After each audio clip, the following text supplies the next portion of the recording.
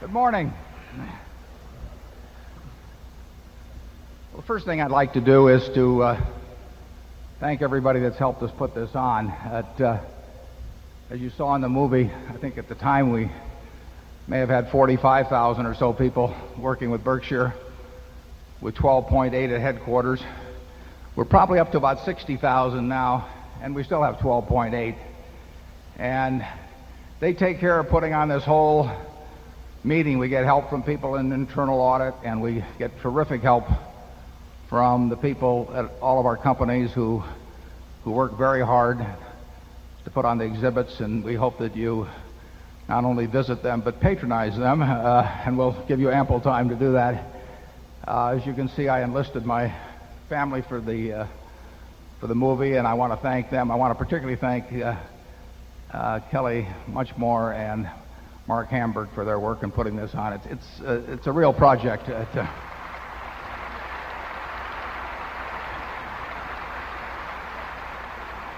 A lot of companies have a whole department that does this, and at Berkshire, Kelly processes 25,000 requests for tickets and coordinates everything with the exhibitors, and it's a fabulous job. Now, we'll follow our usual routine. We do have a surprise at a small surprise at 11:45. It's not that Charlie's going to say anything. That would be a big surprise, but we'll have this small surprise for 11:45. The plan is to go through the business part of the meeting here in just a second, and we'll run from 9:30 to 12. Then after conducting the business meeting, we'll take your questions. We'll go around the room. We have 10 stations. I guess we'll probably only be using 8 stations in this room, and we have microphones every place that the 8 stations will see, and you can step up to those, and we'll just keep answering questions. Then we'll break at 12 o'clock, and there will be food available down below where you can also purchase things from us. And we'll reconvene about 12:45, and then we'll stay until 3:30, and we'll try and answer whatever questions you have, and then we will have to cut it off at 3:30. We had about the same number of ticket requests as in the past, but we had a different mix this year. As most of you know, we had to change the venue and the time because Exarban is winding down, and so there's a little different rhythm to this meeting. A much higher percentage of our tickets than usual were requested by people from Omaha, and of course you've heard me say before that we're a little suspicious of these figures because we know that a lot of people claim to be from Omaha that aren't for status reasons, and so we can't really give you the geographical breakdown we normally would. I'd like to introduce first our directors, and then we'll proceed into the formal business of the meeting. On my left here is the ever animated Charlie Munger, our vice chairman. And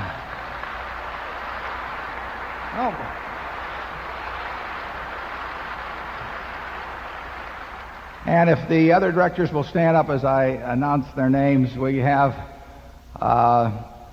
the better voice in the movie, my wife, Susan Buffett. Susie.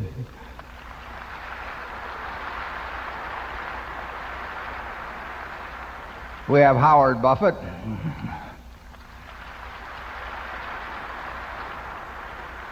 You can see we find these names in the phone book. I mean, and Kim Chase. Kim.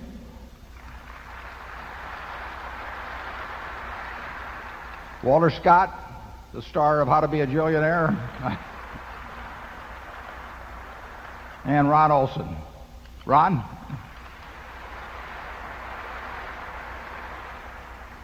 Okay, we'll now take on the formal part of the meeting. Try and set a new record, I think 5 minutes 38.4, but with the 4-minute mile has always been our ambition on this. So I will go through this, and then we'll get to the questions. The meeting will now come to order. I'm Warren Buffett, chairman of the board of directors of this company. I welcome you to this 2000 annual meeting of shareholders. I've introduced the directors. Also with us today are partners in the firm of Deloitte & Touche, our auditors. They are available to respond to appropriate questions you might have concerning their firm's audit of the accounts of Berkshire. Mr. Forrest Crutter is Secretary of Berkshire. He will make a written record of the proceedings. Ms. Becky Amick has been appointed Inspector of Elections at this meeting. She will certify to the count of votes cast in the election for directors. The named proxy holders for this meeting are Walter Scott Jr. and Mark D. Hamburg. Does the Secretary have a report of the number of Berkshire shares outstanding entitled to vote and represented at the meeting? I do. Yes, I do. As indicated in the proxy statement that accompanied the notice of this meeting that was sent by first-class mail to all shareholders of record on March 3, 2000, being the record date for this meeting, there are 1,341,174 shares of Class A Berkshire Hathaway common stock outstanding, with each share entitled to one vote on motions considered at the meeting, and 5,385,320 shares of Class B Berkshire Hathaway common stock outstanding, with each share entitled to 1/200th of one vote on motions considered at the meeting. Of that number, 1,116,151 Class A shares and 4,342,959 Class B shares are represented at this meeting by proxies returned through Thursday evening, April 27. Thank you. That number represents a quorum, and we will therefore directly proceed with the meeting. The first order of business will be a reading of the minutes of the last meeting of shareholders. I recognize Mr. Walter Scott Jr., who will place a motion before the meeting. I move that the reading of the minutes of the last meeting of the shareholders be dispensed with. Do I hear a second? The motion has been moved and seconded. Are there any comments or questions? We will vote on this question by voice vote. All those in favor say aye. Opposed? You can signify by saying I'm leaving. The motion is carried.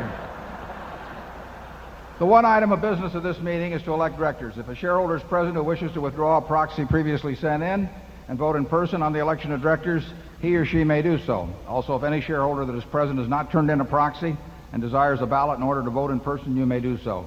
If you wish to do this, please identify yourself to the meeting officials in the aisles who will furnish a ballot for you.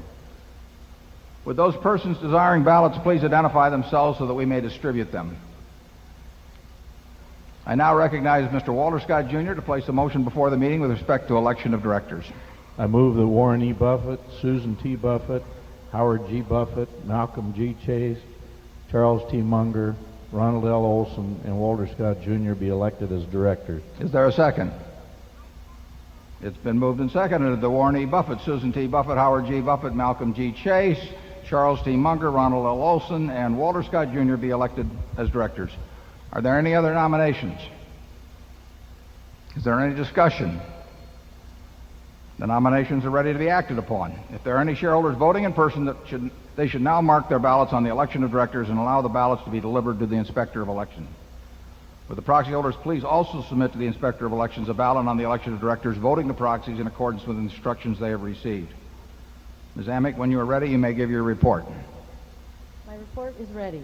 The ballot of the proxy holders, in response to proxies that were received through last Thursday evening, cast not less than 1,136,497 votes for each nominee.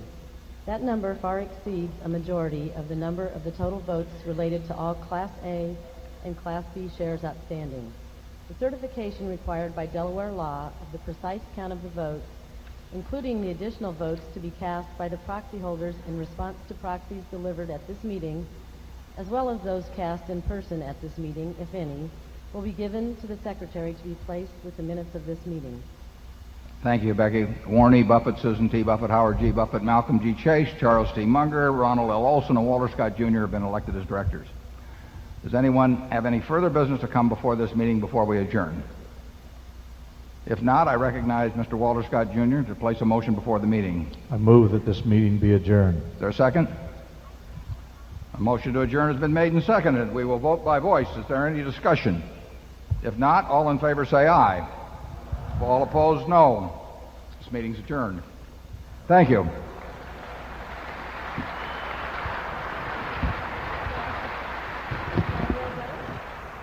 We will advise Guinness of those results, and maybe we'll get in the book.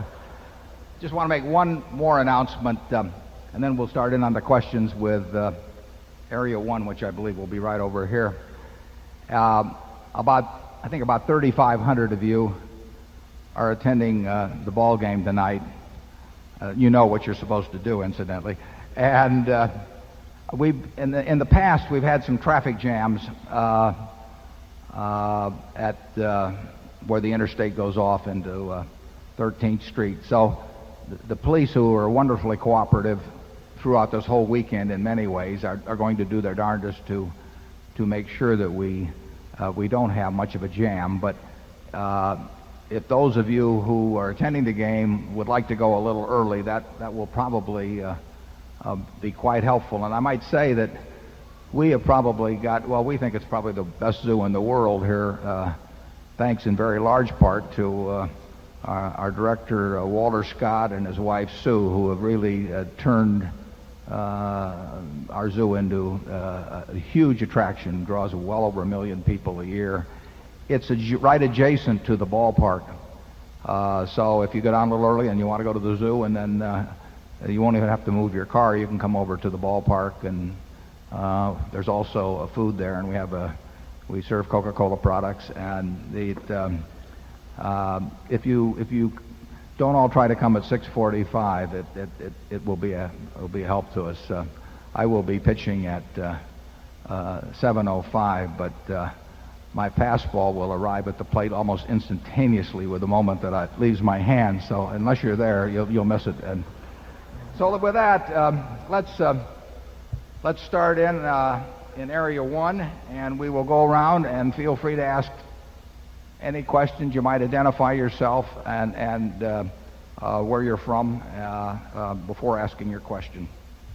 Area 1. Good morning, Mr. Buffett and Mr. Munger. My name is Steve Yates. I'm from Chicago. I'm a Berkshire shareholder, and this is my 6th year coming to this meeting. I'd like to thank you for all your time and advice through the years. It's been great. I'd also like to thank all those wonderful people who sold Berkshire this year for giving us an opportunity to purchase more of the world's greatest company for dirt cheap prices. We will convey your thanks. I own another stock which sells for 4 times current trailing earnings. Every quarter we get a report. Earnings go up, sales go up, cash flow goes up, the equity base expands, they gain market share, and the stock goes down. The company has a 60% 5-year annualized growth rate and sells at 4 times earnings. I have 2 related questions. First, is this a growth stock or a value stock? And could you please give us your definitions of these terms? Second, the company sells recreational vehicles. Demographic trends in the recreation and leisure areas, RVs, cruise lines, golf equipment, etc., seem to be quite good. Do you see any opportunities for Berkshire here? Thanks. Well, the question about growth and value we've addressed in past annual reports, but they are not 2 distinct categories of business. Every business is worth the present. If you knew what it was going to be able to disgorge in cash between now and Judgment Day, you could come to a precise figure as to what it is worth today. Now, elements of that can be the ability to use additional capital at good rates. And most growth companies that are characterized as growth companies have that as a characteristic. But there is no distinction in our minds between growth and value. Every business we look at as being a value proposition. The potential for growth and the likelihood of good economics being attached to that growth are part of the equation in evaluation. But they're all value decisions. A company that pays no dividends, growing 100% a year, is losing money now. That's a value decision. You have to decide how much value you're going to get. Actually, it's very simple. The first investment primer, when would you guess it was written? The first investment primer that I know of, and it was pretty good advice, was delivered in about 600 BC by Aesop. And Aesop, you'll remember, said, "A bird in the hand is worth 2 in the bush." Incidentally, Aesop did not know it was 600 BC. He was smart, but he wasn't that smart. Now, Aesop was onto something, but he didn't finish it, because there's a couple of other questions that go along with that. But it is an investment equation. A bird in the hand is worth two in the bush. He forgot to say exactly when you were going to get the two from the bush, and he forgot to say what interest rates were that you had to measure this against. But if he'd given those two factors, he would have defined investment for the next 2,600 years, because a bird in the hand is, you will trade a bird in the hand, which is investing. You lay out cash today, and then the question is, as an investment decision, you have to evaluate how many birds are in the bush. You may think there are 2 birds in the bush or 3 birds in the bush, and you have to decide when they're going to come out and when you're going to acquire them. Now, if interest rates are 5%, and you're going to get 2 birds from the bush in 5 years, we'll say, versus 1 now, 2 birds in the bush are much better than a bird in the hand now. So you want to trade your bird in the hand and say, I'll take 2 birds in the bush, because if you're going to get them in 5 years, that's roughly 14% compounded annually, and interest rates are only 5%. But if interest rates were 20%, you would decline to take 2 birds in the bush 5 years from now. You would say that's not good enough, because at 20%, if I just keep this bird in my hand and compound it, I'll have more birds than 2 birds in the bush in 5 years. Now, what's all that got to do with growth? Well, usually growth people associate with a lot more birds in the bush, but you still have to decide when you're going to get them, and you have to measure that against interest rates, and you have to measure it against other bushes and other equations, and that's all investing is. It's a value decision based on what it is worth, how many birds are in that bush, when you're going to get them, and what interest rates are. Now, if you pay $500 billion, and when we buy a stock, we always think in terms of buying the whole enterprise, because it enables us to think as businessmen rather than as stock speculators. So let's just take a company that has marvelous prospects, is paying you nothing now, and you buy it at a valuation of $500 billion. Now, if you feel that 10% is the appropriate rate of return, and you can pick your figure, that means that if it pays you nothing this year, but starts paying next year, it has to be able to pay you $55 billion in perpetuity each year. But if it's not going to pay until the 3rd year, then it has to pay you $60.5 billion in perpetuity to justify the present price. Every year that you wait to take a bird out of the bush means that you have to take out more birds. It's that simple. And I question in my mind sometimes whether people who pay $500 billion implicitly for a business by buying 10 shares of stock at some price are really thinking of the mathematics implicit in what they are doing. To deliver, let's just assume there's only going to be a 1-year delay before the business starts paying out to you, and you want to get a 10% return, and you pay $500 billion. That means $55 billion of cash that they have to be able to disgorge to you year after year after year. To do that, they have to make perhaps $80 billion or close to it pre-tax. Now, you might look around at the universe of businesses in this world and see how many are earning $80 billion pre-tax, or 70, or 60, or 50, or 40, or 30, and you won't find any. So it requires a rather extraordinary change in profitability to give you enough birds out of that particular bush to make it worthwhile to give up the one that you have in your hand. Second part of your question about whether we'd be willing to buy a wonderful business at 4 times earnings, I think I could get even Charlie interested in that. But let's hear it from Charlie. I'd like to know what that is. He was hoping you would ask that, the fellow that's got all his net worth in this stock and who has a captive audience. Tell us what it is. You got to tell us. We're begging you. You want the name of the company? We want the name of the company. We're dying to get the name. Wait till I get my pencil out. Okay. It's called National RV, and it's based in California, and they sell recreational vehicles. Okay, well, you've got a crowd of people who have birds in the hand, and we will see what they do in terms of National RV. Charlie, do you have anything further on growth and value, et cetera? Watch him carefully, folks.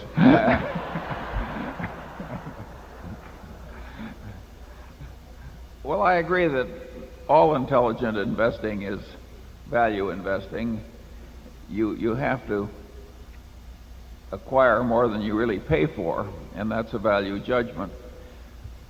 But you can look for more than you're paying for in a lot of different ways. You can use filters to sift the investment universe, and if you stick with stocks that can't possibly be wonderful to just put away in your safe deposit box for 40 years, but are underpriced, then you have to keep moving around all the time. As they get closer to what you think the real value is, you have to sell them and then find others. And so it's an active kind of investing. The investing where you find a few great companies and just sit on your ass because you've correctly predicted the future, that is what it's very nice to be good at. The movie was G-rated, even though.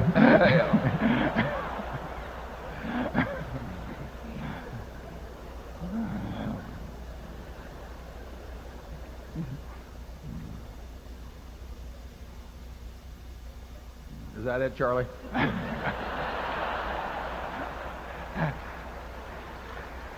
Okay, we will move to Area 2. Good morning, gentlemen. Wayne Peters. And where I come from, our ladies are referred to as birds. And I'm sure I know a lot that would trade one in the hand for two in the bush, irrespective of the interest rate.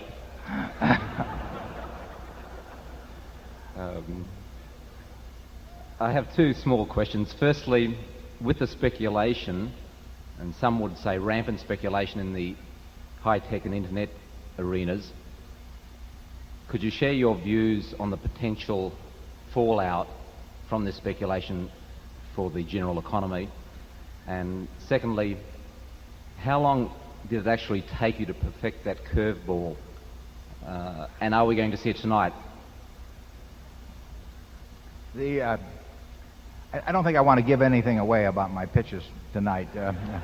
Ernie Banks may be in the audience. I know he's in town, and I just can't afford to do that. But you'll see it tonight, and you can describe it any way you'd like. The question about the high-tech stocks and possible fallout. Anytime there have been real bursts of speculation in the market, that it does get corrected eventually. Ben Graham was right when he said that in the short run it's a voting machine, in the long run it's a weighing machine. Sooner or later, the amount of cash that a business can disgorge in the future governs the value it has, that the stock commands in the market. But it can take a long time. And it's a very interesting proposition. For example, if you take a company that in the end never makes any money, but the trade changes hands representing a valuation of 10 or 20 billion dollars for some time, there's no wealth created. There's a tremendous amount of wealth transferred. And I think you will see, when we look back on this era, you will see this as a period of enormous amounts of wealth transfer. But in the end, the only wealth creation comes about through what the business creates. There's no magic to it. If a company that's not worth anything sells for 20 billion, and 5% of it changes hands, somebody takes $1 billion from somebody else. But investors as a whole gain nothing. They all feel richer. It's a very interesting phenomenon, but they can't be richer except as a group unless the company makes them richer. And it's the same principle as a chain letter. I mean, if you're very early on a chain letter, you can make money. There's no money created by chain letters. In fact, there's the frictional cost of envelopes and postage and that sort of thing. So the net, there's some money destroyed a little bit. And there's money destroyed by the frictional costs of trading and investing. That comes out of investors' pockets. But the manias that periodically take place, and not just in stocks, We had a similar mania. Well, I'm not necessarily similar. We certainly had a mania in farmland here in Nebraska 20 years ago, and land which couldn't produce, we'll say, more than $70 or $80 an acre would sell for $2,000 an acre at times when interest rates were 10%. Well, that math will kill you. And it killed the people who bought it at those prices, and it killed a great many banks here in Nebraska who lent based on that sort of thing. But while it was going on, everybody thought it was wonderful because every farm was selling for more than the similar farm it sold for a month earlier. And it was momentum investing in farmland. And in the end, valuation does count, but it can go on a long time. And when you get a huge number of participants playing with ever increasing sums, it creates its own apparent truth for a very considerable period of time. It doesn't go on forever, and whether it has fallout to the whole economy like it probably did in the late 20s, or whether it's just an isolated industry or sector where the bubble bursts and it really doesn't affect other values, who knows? But 5 or 10 years from now, you will know. Charlie? Well, I think the reason we use the phrase wretched excess is that there are wretched consequences. If you mix the mathematics of the chain letter or the Ponzi scheme with some legitimate development like the development of the internet, you are mixing something which is wretched and irrational and has bad consequences with something that has very good consequences. But if you mix raisins with turds, they're still turds.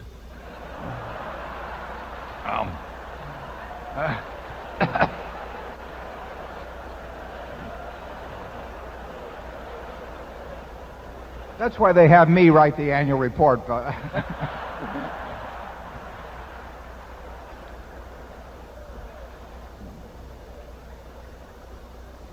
So I think we better move on to Sector 3.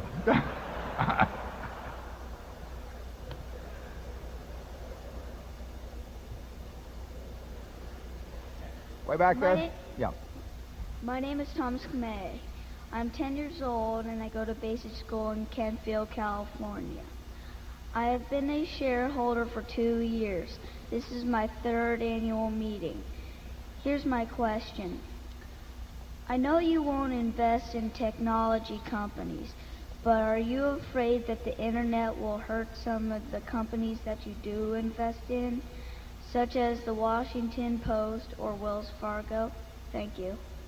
Well, that's an absolutely terrific question. I may turn my money over to you.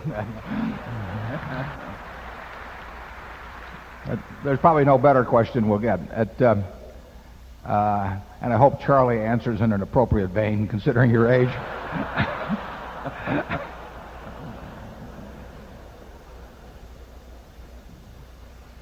We do not. We have no. It's no religious belief that we don't buy into tech companies.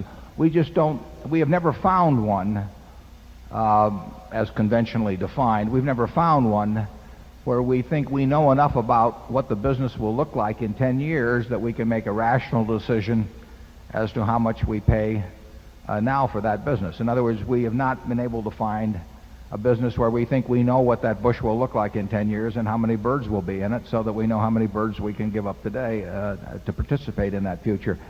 Not any. There will be wonderful things, as Charlie so colorfully explained, that will evolve from many of these companies, but we don't know how to make that decision. And you're absolutely right that we should be thinking all of the time about whether developments in that tech area threaten the businesses that we're in now, how we might counter those threats, how we might capitalize in opportunities because of it. It's a very, very, very important part of business now, and will become more important in the years to come, including many of our businesses. And for example, you mentioned the Washington Post. Even closer to home, we own a newspaper called the Buffalo News in Buffalo, New York. We own all of that, so we're in a position to make our own decisions of an operating nature as to what we should do in respect to the internet. And believe me, Stan Lipsey, who's here today, who runs that paper, and I have talked many hours, including considerable time yesterday, about what we are doing on the internet, what we should be doing, what other people are doing, how it threatens us, how we can counter those threats, all of that sort of thing. And newspapers are a category that, in my view, are very threatened by the internet, because we had an example. The internet is terrific for delivering information. We have a product, World Book, that's terrific for delivering information. And 15 years ago, print encyclopedias were the best tool, probably, for educating not only young children, but for educating me or Charlie when we wanted to look up on something on a subject. And the World Book is a marvelous product, but it requires chopping down trees, and it requires operating paper mills, and it requires binding and printing, and it requires a delivery of a 70-pound UPS package. And it was put together in a way that was, for 400 or 500 years, the best technique for taking that information and moving it from those who assembled it to those who wanted to use it. And then the internet changed that in a very major way. So we have seen firsthand and experienced the business consequences of the improvement offered by the internet in the delivery of information. And newspapers, although not as immediately susceptible to that problem, still face that overpowering factor. When you eliminate the delivery cost, I mean, we pay a significant percentage of our circulation revenue to our carriers, and we pay additional money to the district managers, and we pay for the trucks to deliver the product out, and we pay for huge printing presses and all of that sort of thing. And people do chop down trees in order to give us the raw material to transmit information in Buffalo, about what the Buffalo Bills did yesterday on Sunday, with all the details. And now you have the internet that has virtually no incremental unit cost to anything and can deliver the information instantaneously. So it's a big factor for newspapers. And the newspaper world, in my view, will look very, very, very different in not that many years. And I find it kind of interesting because the people in the newspaper business are a little schizophrenic about this. They see this, they're afraid of it, they're in almost all cases trying to combat it in some way operationally, but some of them at least continue to go out and buy papers at a price that sort of reflects the economics that used to exist 20 years ago, when to me it's very clear that it doesn't exist anymore. So they sort of have their billfold, in the past, even though they see the future. And I think probably they're making mistakes in many cases. All of our businesses, virtually, Coca-Cola will not be affected in any significant way by the internet. The razor and blade business won't be, although you could dream up things about distribution or so on. But I think that it's very unlikely. But other businesses we have, our insurance business, particularly at Geico, will be very affected by the internet. Now, that may turn out to be a big advantage to us over time. I wouldn't be surprised if it is. But our retailing businesses are all threatened in one way or another by internet developments, and there may be some opportunities there too. But it's a change. It's going to be change in the world, how the world gets entertainment. It's going to be change in the world, how the world gets information. And it is incredibly low cost compared to most of the methods of conveying entertainment and information now. Charlie? Willie asked if we were afraid if the internet would hurt some of our business, and I think the answer is yes.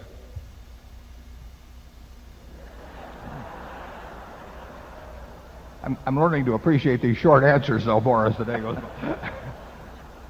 I want to thank you for coming to our meeting, incidentally. You're way ahead of me. I didn't buy my first stock until I was 11, and so you've got a real jump on me, and I wish you well. Okay, Area 4. Warren and Charlie, good morning. This is Mo Spence, Waterloo, Nebraska. In 1999, Berkshire Hathaway managed to produce a positive gain in net worth of 0.5%. That means that since present management took over 35 years ago, Berkshire Hathaway has realized a positive gain each and every year and produced an average annual gain of 24%. Including the years you ran the Buffett Limited Partnership, you have had a run of 48 consecutive years of positive gains in net worth without one single down year, producing a compounded rate of return of almost 26% annually. On behalf of the long-term shareholders of Berkshire Hathaway, we want to thank you from the bottom of our pocketbooks. No, thank you. I hope your question isn't going to be whether we can continue that, but go ahead. Do you have a question? My question is, don't you think you could have ended the millennium with a bigger bang than 0.5%? Well, I certainly wish we could have, but the interesting thing about those figures, actually the figures go back before that, because the very best period was pre the partnership days, but because the amount I was working with was so small. But there's nothing magic about a 1 year period. I mean, it's the way the measurements come out. If you took all the half-year periods, for example, I'm sure, well, I know that there were a number that were down, and there are going to be lots of years in the future, assuming I live long enough. We will have plenty of down years. It's been a fluke to some degree that we have not had any down years in terms of underlying value. The stock has gone up and down in ways that are not related to intrinsic value a few times. But that is totally a fluke. I mean, we're not going to be up every day. We're not going to be up every week. We're not going to be up every month or even every year. And it's the fact that, the Earth revolves around the sun and really is not totally connected to most business activities. Or the fruition of most investment ideas or anything of the sort. So we have to report every year, and I care about the yearly figures in that sense. I don't really care about them totally as a measure of what we're doing. Like I say, if we could have, the capital allocation job that I did in 1999 was very, very poor, and it was partly because some of our main businesses did poorly. I mean, Coca-Cola and Gillette had bad years last year. They'll have good years over time. I wrote a few years ago. It's interesting. I called their soft drink business and their razor and blade business as inevitables, and the truth is they've got a higher market share now than they've ever had in history. They're selling more units than any year in history, but certain other factors hurt their business and therefore hurt their stock performance. But I would still call the soft drink, Coca-Cola's position in the soft drink business and Gillette's position in the razor and blade business, I would characterize them as inevitable, that they will gain share over time. Gillette has over 70% of the share of the blade and razor business in the world, which is measured by value. That's an extraordinary share. Coke has 50% of the soft drink business in the world. That's well over 1 billion 8-ounce servings per day. 1 billion per day. 8% of those are for the account of Berkshire. So over 80 million 8-ounce servings of soft drinks per day are being consumed by people for where the economic benefit comes to Berkshire Hathaway. In effect, we have over 6% for Berkshire Hathaway's account of the blade and razor business in the world, and it'll go up. So I don't worry about the businesses in the least long term. They will have bad years from time to time, and when they do, our performance will not look good in those years. Charlie? Well, it's been a very interesting stretch. One of the most interesting things about the stretch is that during pretty much the whole period, the company has owned marketable securities in excess of its net worth. And so you have this extraordinary liquidity in a company that has performed very well to boot. That advantage has not gone away, and in fact, it's been augmented. Give us reasonable opportunities, and we are prepared. Well, you've heard of what you're supposed to do now. We'll do the rest. Just give us the opportunities. Area 5. My name is Greg Blevins from Bardstown, Kentucky. I have a question about intrinsic value. It comes from comments that you made in your annual report this year. In there, you described the extraordinary skills of a JIT in judging risk. When I think about Berkshire and its ability to increase intrinsic value, it seems to me that judging risk has been at least as important as an ability to calculate a net present value. So my question to each of you is, would you give us some comments on how you think about risk? Well, we think of business risk in terms of what can happen, say, 5, 10, 15 years from now that will destroy or modify or reduce the economic strengths that we perceive currently exist in a business. And some businesses it's impossible to figure, or at least it's impossible for us to figure, and then we don't even think about it then. We are enormously risk averse. We are not risk averse in terms of losing $1 billion if there were an earthquake in California today. And we're thinking of writing a policy, for example, in the next week or so on a primary insurance risk of over $1 billion. That doesn't bother us as long as the math is in our favor. But in terms of doing a group of transactions like that, we are very risk averse. In other words, we want to think that we've got a mathematical edge in every transaction, and we think that we'll do enough transactions over a lifetime so that no matter what the result of any single one, that the group expectancy gets almost to certainty. When we look at businesses, we try to think of what can go wrong with them. We try to look at businesses that are good businesses now, and we think about what can go wrong with them. If we can think of very much that can go wrong with them, we just forget it. We are not in the business of assuming a lot of risk in businesses. And that doesn't mean we don't do it inadvertently and make mistakes, because we do. But we don't intentionally or willingly, voluntarily go into situations where we perceive really significant risks that the business is going to change in a major way. And that gets down to what you probably heard me talk about before, is what kind of a moat is around the business. Every business that we look at, we think of as an economic castle. And castles are subject to marauders.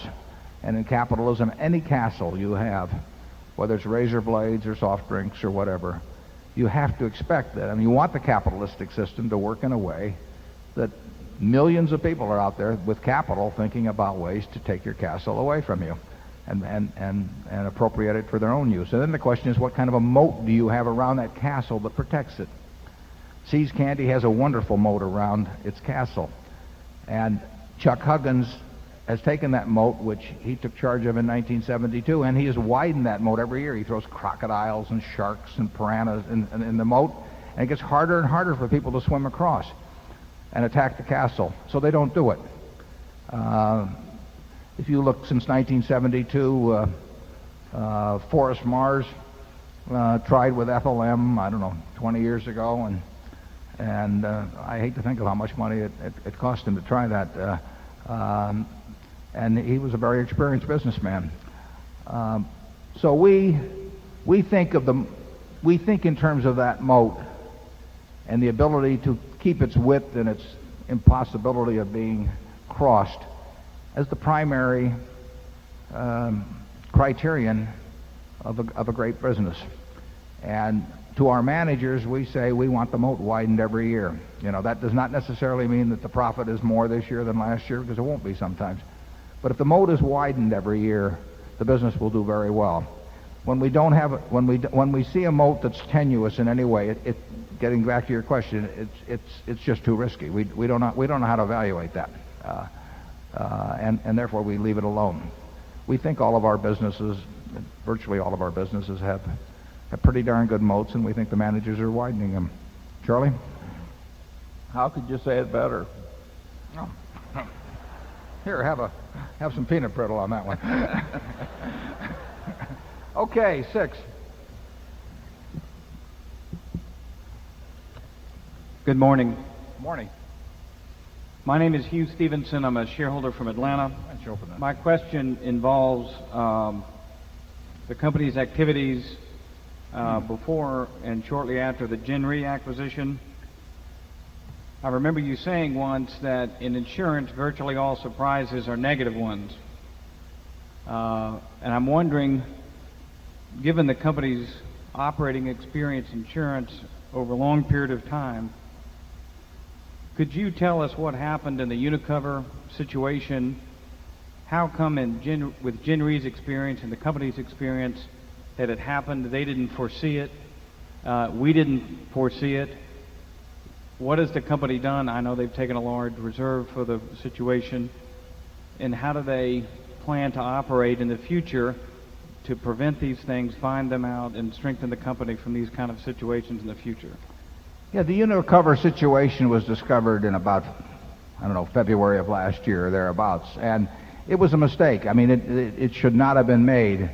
A lot of other people made the same mistake, but that still didn't mean that we should have made that mistake. We set up a reserve of $275 million when the mistake was discovered, and that reserve looks like it's about right still. There have been quite a few developments at Unicover that have defined the limits of it better and resulted in the resolutions of many of the issues attached to it. Still looks like about a $275 million mistake. Now that's a big mistake, but we've made bigger ones. We had one in the mid-70s that probably cost Berkshire, measuring opportunity cost and everything, because we didn't know how bad it was going to be. I would say that Berkshire would now be worth at least 10% more if that mistake hadn't occurred. Wouldn't you say so, Charlie? The Omni situation. Absolutely. Yeah. So we had a mistake whose present value would be $8 or $9 billion. It cost us at least that. It cost us less than $4 million at the time. Yeah. But we didn't know for sure it was $4 million, so it tied our hands in other respects too. In insurance, you will get surprises. Now, the test of a good management is how many surprises you get, but there's no way you'll get no surprises. And if you look at our history, you will see some years when our float cost us a lot of money. You will also see a history where over 33 or so years that it's been a very, very attractive business.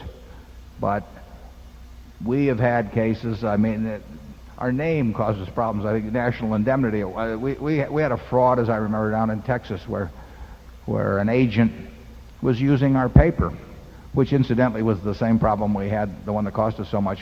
And some guy is out there writing bonds on surety bonds on construction of schools, and he says he represents national indemnity, and the contract proceeds. And of course, we've never heard of the guy. But if you get a school district in Texas with a half-finished school, and the choice is whether the taxpayers ante up more, or whether you find that this guy had apparent authority as an agent and so on, and therefore we should pay on a policy we never heard of, written by a guy we'd never heard of, on a school we'd never heard of, we'll end up paying. So the surprises are unpleasant. 9 times out of 10, we'll have more. We had another one last year that shouldn't have happened, but they do happen. And General Re has a terrific record over time. We knew last year would not be a good business in the reinsurance business. It was worse than we thought it would be, but that had nothing to do. If you told me the figures that General Re would have at the end of the year, we'd have made the same deal in a moment. And we didn't do so well with Coke and Gillette ourselves, so that the ratio of mistakes was probably fairly equal between the two organizations, with me contributing my share. I think insurance which will continue to have surprises in it, will turn out to be a very, very good business for Berkshire over time. It's the best one I know about that we can do in increasing scale over time. As a matter of fact, some of you may not have noticed, but we announced another small insurance acquisition just last week. It's a tough field. The average company is going to do poorly. We think we have some very special companies, and we really do think over time we will acquire and utilize float at a cost that's very, very attractive. It won't be zero like it's been in the past. I mean, we are in some lines of business where intentionally, I mean, we would be crazy to try and hold it to zero, because it's way better to have twice as much money at 1 or 2% as half as much money at 0%. But we will fully acknowledge that. I mean, Unicover was a surprise, but that I don't know how many surprises I've had in insurance over the 33 years or so we've been in it. One of the surprises, incidentally, worked to our incredible benefit. Geico has been a great, great company since I first went down to Washington, and even before that, and met Lorimer Davidson almost 50 years ago.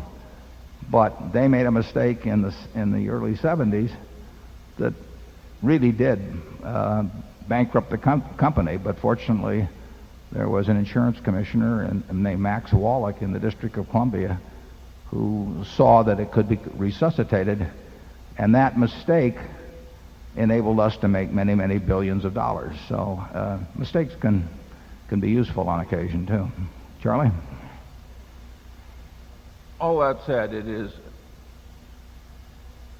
perhaps the most irritating way to lose money there is to be taken by a sort of obvious lie,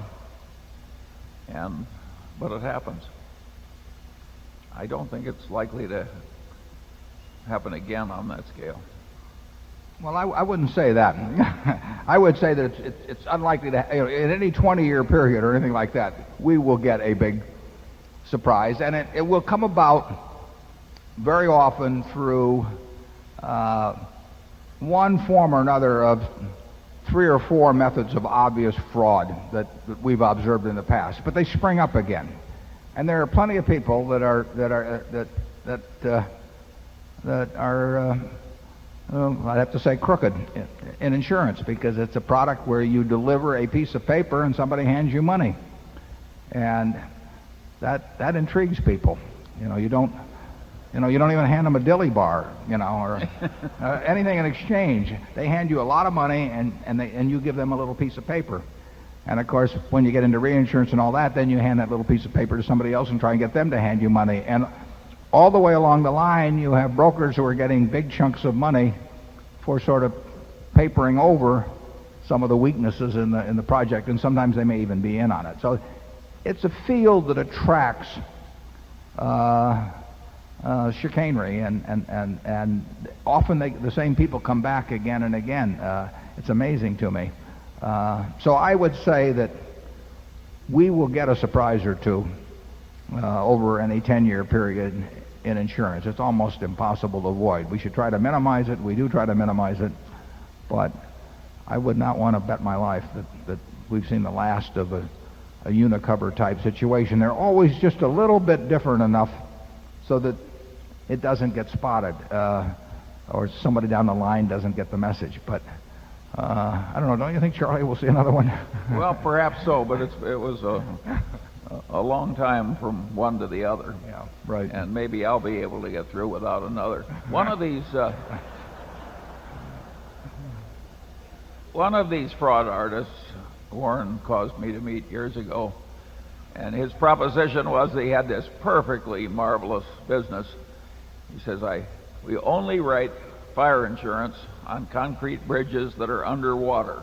He says, it's like taking candy from babies. And we were the babies.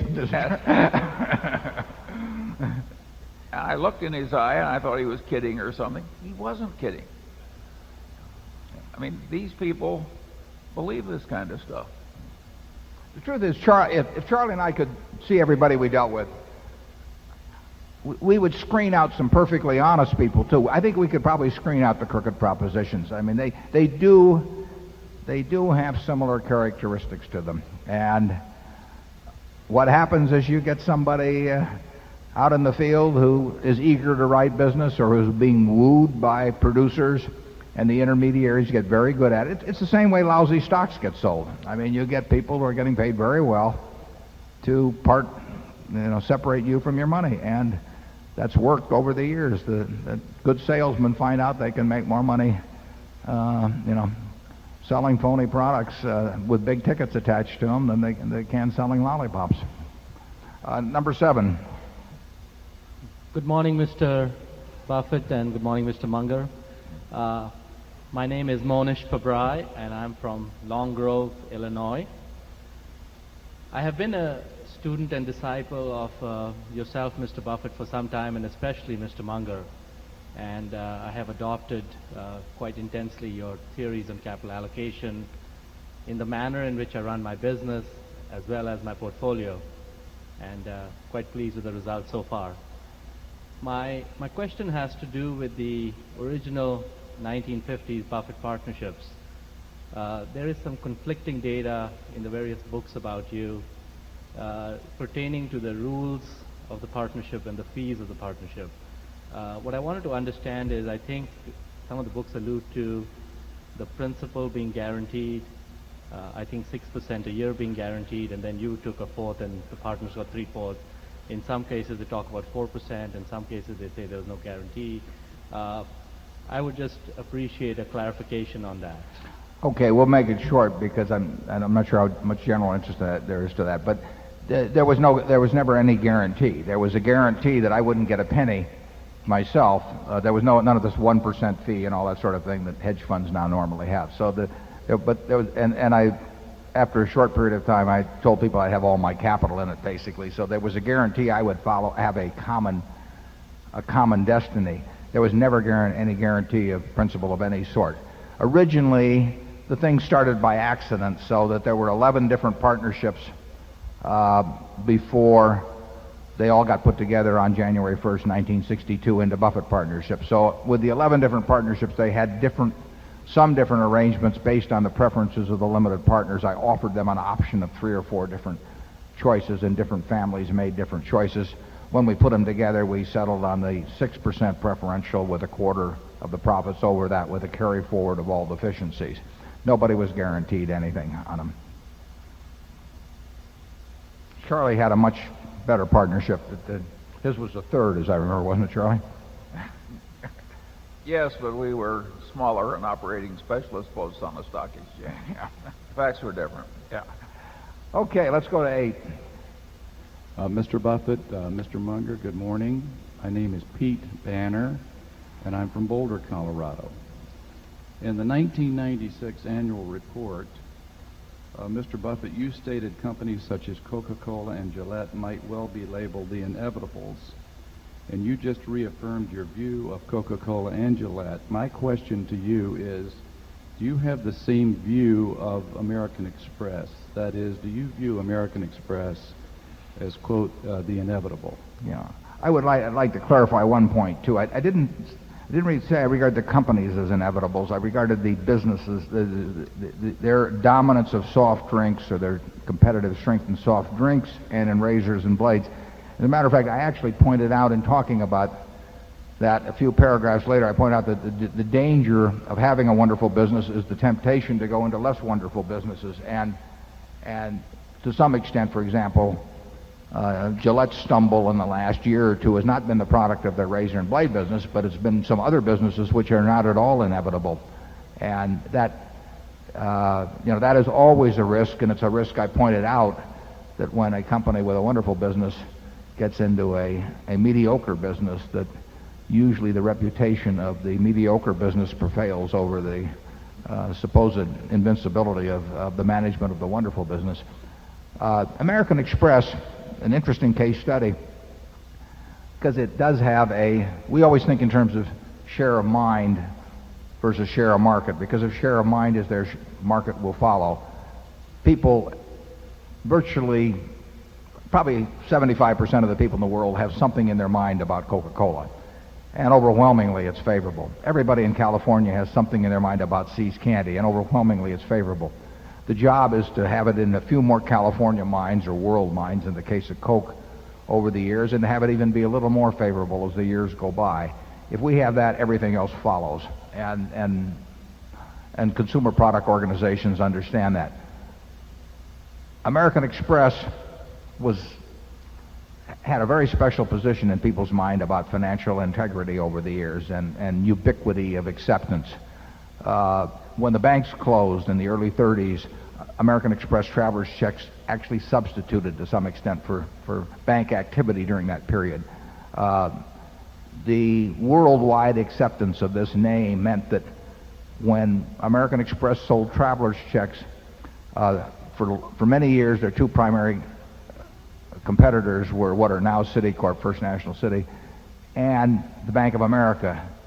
And despite the fact that American Express charged you 1% when you bought your traveler's checks, and you had two other premier organizations, Citicorp, imagine, and B.R.K.A., and actually Barclays had one, and Thomas Cook had one, and American Express still had 2/3 of the market after 60 or 70 years, 2/3 of the worldwide market, while charging more for the product than these other very well-known competitors charge. Anytime you can charge more for a product and maintain or increase market share against well-entrenched, well-known competitors, you have something very special in people's minds.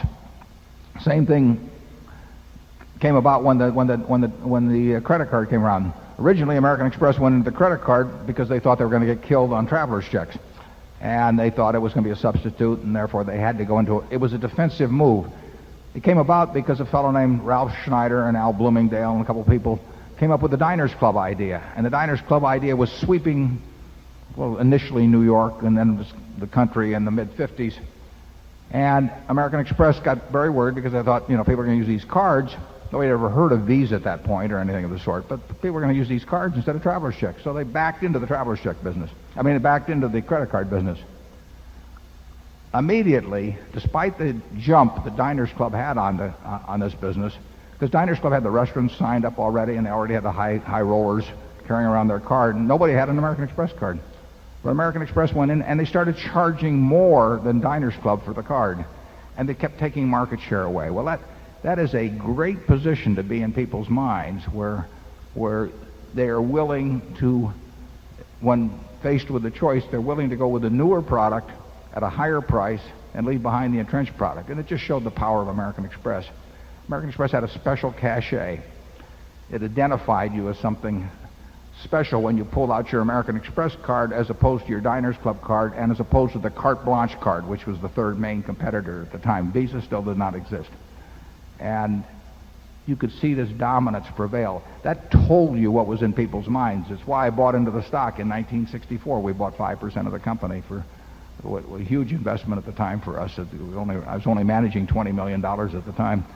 But you could see that this share of mind, this consumer franchise, had not been lost. In the considerable period of time, American Express got into other businesses. They got into Fireman's Fund Insurance, was a very big acquisition. And to some extent, they let the Visas of the world and all of those get established. They still had this preeminent cachet position, but it was eroding. But I would say that Harvey Golub, along with a lot of other people in the management, have done an extremely good job of reaffirming, intensifying the cachet. There will be probably $300 billion worth of charges, something in that area, put on American Express this year. The $300 billion, those are big numbers even in today's world. The average discount fee is about 2.73%. If you look at the average discount fee on Visa, MasterCharge, it's going to be probably a full percentage point beneath that. So you've got a percentage point on $300 billion, which is $3 billion of revenue that your competitor doesn't get. You can do a lot of things for your clientele. And they've segmented the card, as you know. They've even recently gone to this black card. and which sells for $1,000. And it's got a very special cachet. I would say that, I don't know, I wouldn't use the word inevitable, but I would say that nourished properly, that the American Express name has had, excuse me, has huge value and is very, very likely to get stronger and stronger as the years go by. But I think that what they went through showed that it could take quite a beating and come back, but I don't think you'd want to test it that way indefinitely. Incidentally, that's one of the things we look for in businesses is how, if you see a business take a lot of adversity and still do well, that tells you something about the underlying strength of the business. The classic case on that was, to me, is AOL. 4 or 5 years ago, I'm no expert on this, but I got the impression there for a period of time when they were having a lot of problems that a very significant percentage of AOL's customers were mad at them. But the number of customers went up every month.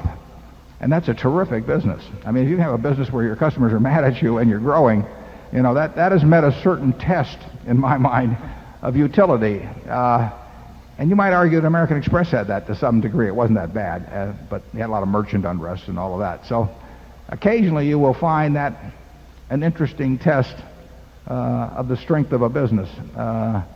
Coca-Cola had some problems, in Europe, but it comes back stronger than ever. They certainly had problems with New Coke, and they came back stronger than ever. So you do see that underlying strength, and that's very impressive as a way of evaluating the depth and impenetrability of the moat that we talked about earlier. Charlie?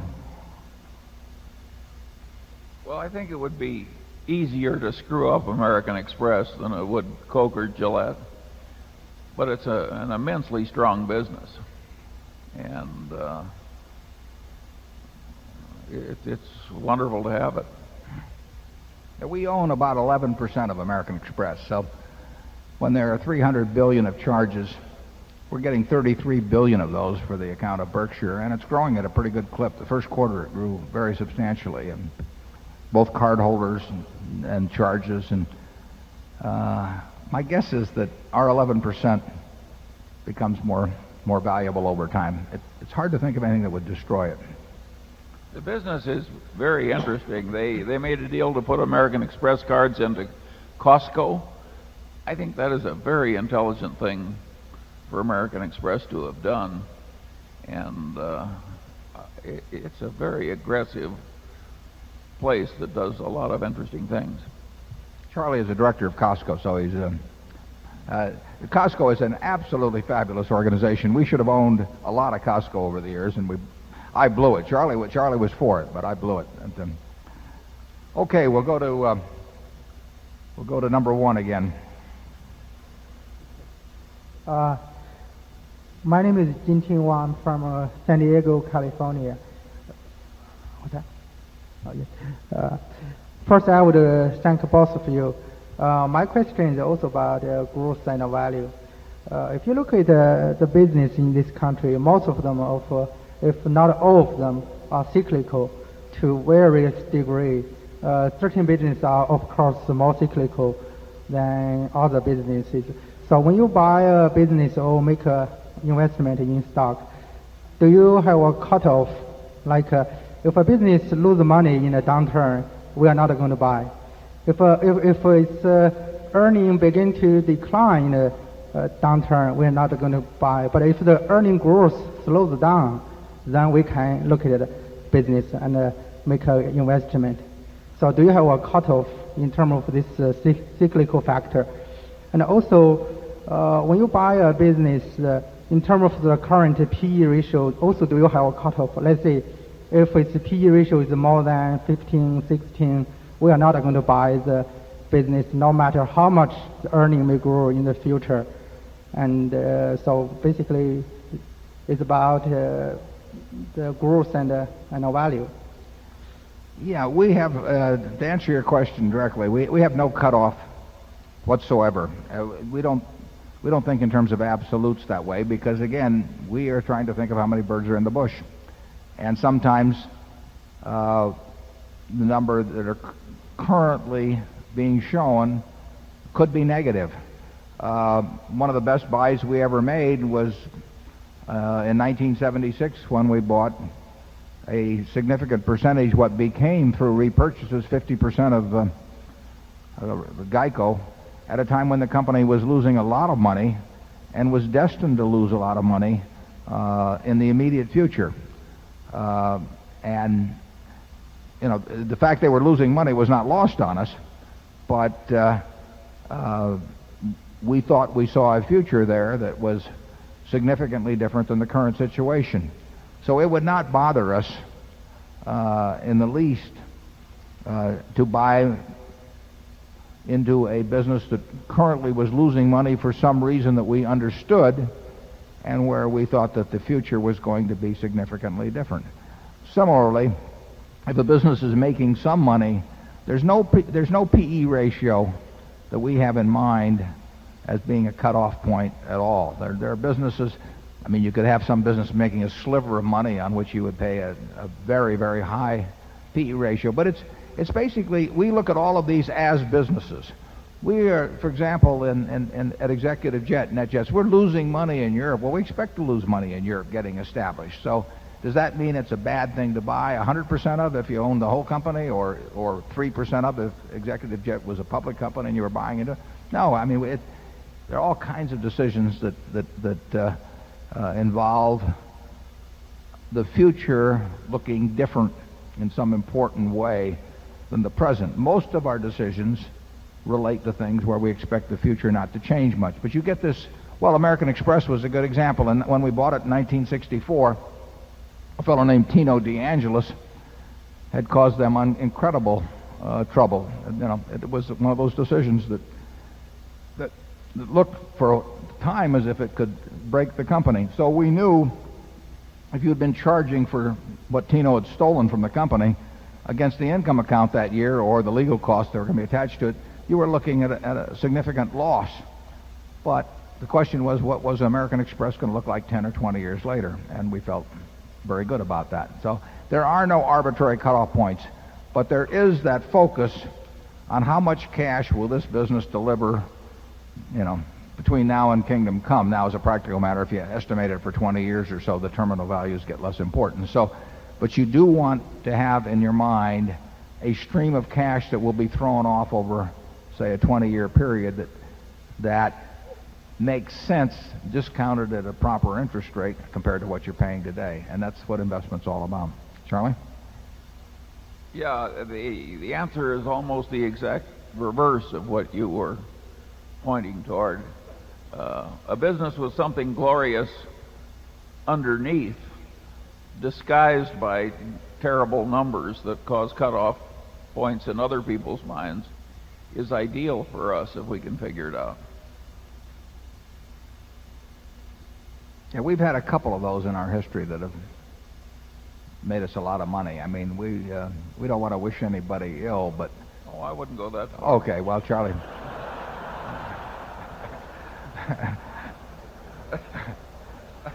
I think he's speaking for both of us. Okay, we'll move on to number two. Mr. Buffett, I would like to start my question by giving you and Charlie 10 lashes with a wet noodle, not because of 1999 and what happened to your net worth or our net worth, but because you have spoiled your shareholders into expecting 25% growth every year since 1965. And then comes the bad 1990, and it hits all of us. But by my calculations, you personally, Mr. Buffett, have lost over $10 billion, not million, billion dollars during 1999. So I don't think we should get too mad at you, because probably all of us have, at this point in our life, increased our net worth and made a lot of money. Now, so you don't get a wet noodle today. And the shareholders have I'm sure, lost thousands, and some have lost millions of dollars during the year 1999. Now, after reading your biography in November of 1998, unfortunately, I didn't know about you earlier, I started investing on November the 24th of 98, and of course I'm a poor little investor, so I bought your B stock at 23.08. Then, because the market dropped, I bought some more on the 4th of December at 22.29, and then I bought on January the 24th of 2000 at 16.89. So I do believe in dollar cost averaging, and I've been doing that for probably 30 years of my life. My January investment, I'm happy to say, is up 15%. So the worst may be over. Now, I read your annual report, and I want to compliment you that is the easiest and most entertaining annual report, I think, created in the whole world. And I hope you continue that kind of a Thank report. Oh, I'm sorry. I was just told that I should have said who I am. My name is Gaylord Hanson, and I'm from Santa Barbara, California, where Mr. Munger puts his big multi-million-dollar boat in the water.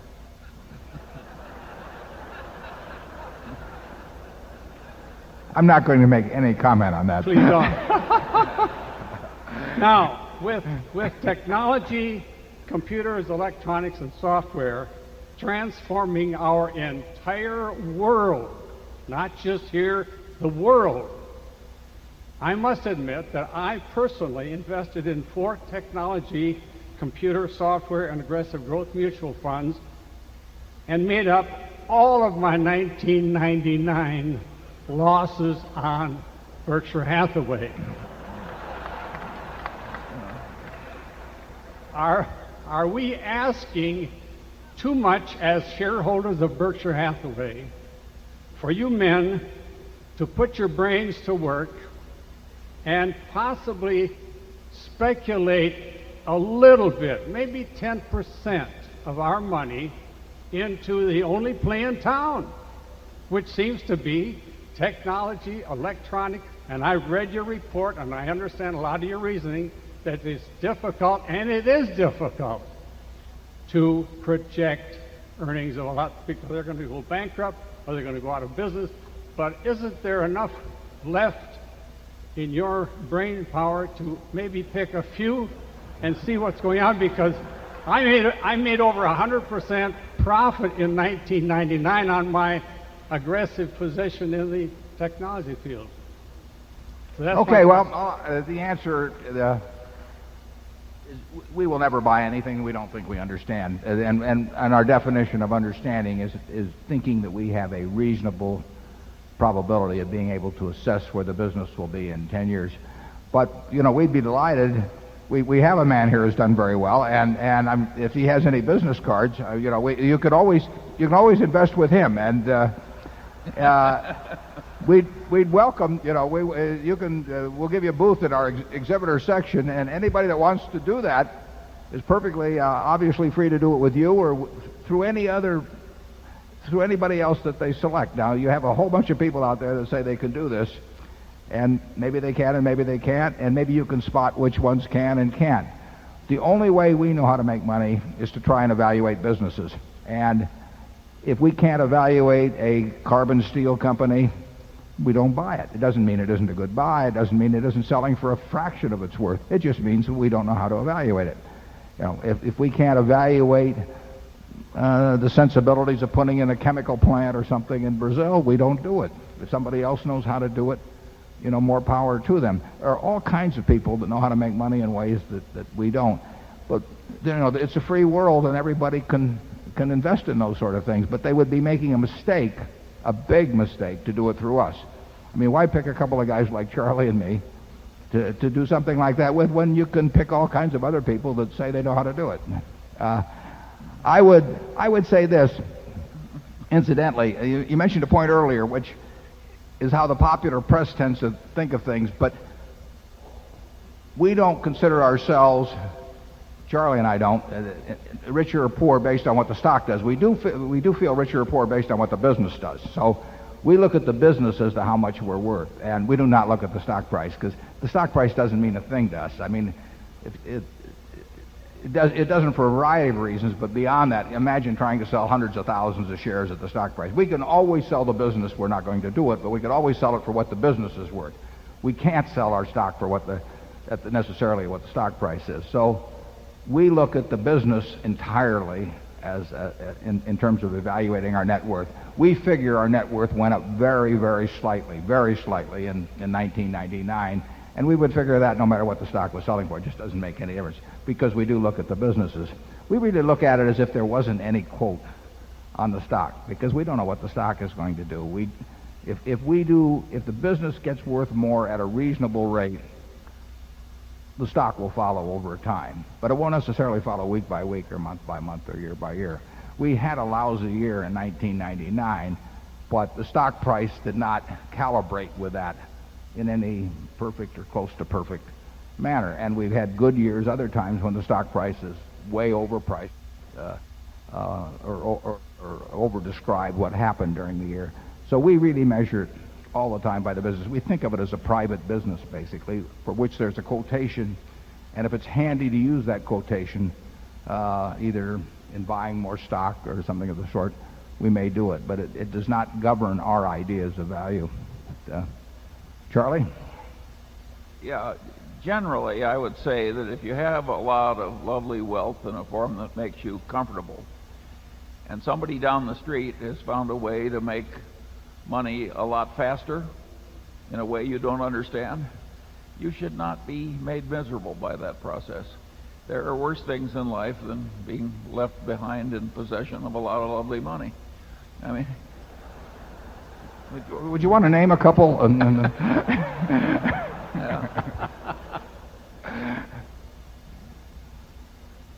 No, Charlie, I mean, when farmland farmland probably tripled here in the late 70s without any real change in yields per acre or the price of the commodity.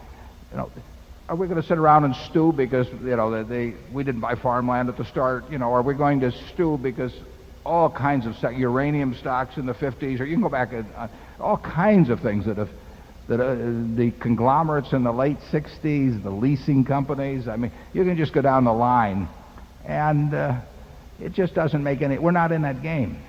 We would know how to create a chain letter, believe me. I mean, we've seen it done so many times. We know the game, but it just isn't our game. Charlie? Okay.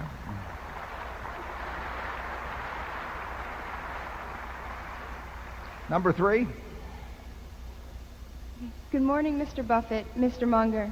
My name is Stacy Braverman. I'm 15 years old, and I'm from South Setauket, New York. It was very nice meeting you, Mr. Buffett, yesterday. Thank you. I especially appreciated your internet stock tips. Yeah, keep it to yourself now, Stacy. That's our deal. I bought the B shares 2 years ago when I decided that I needed to save some money for college.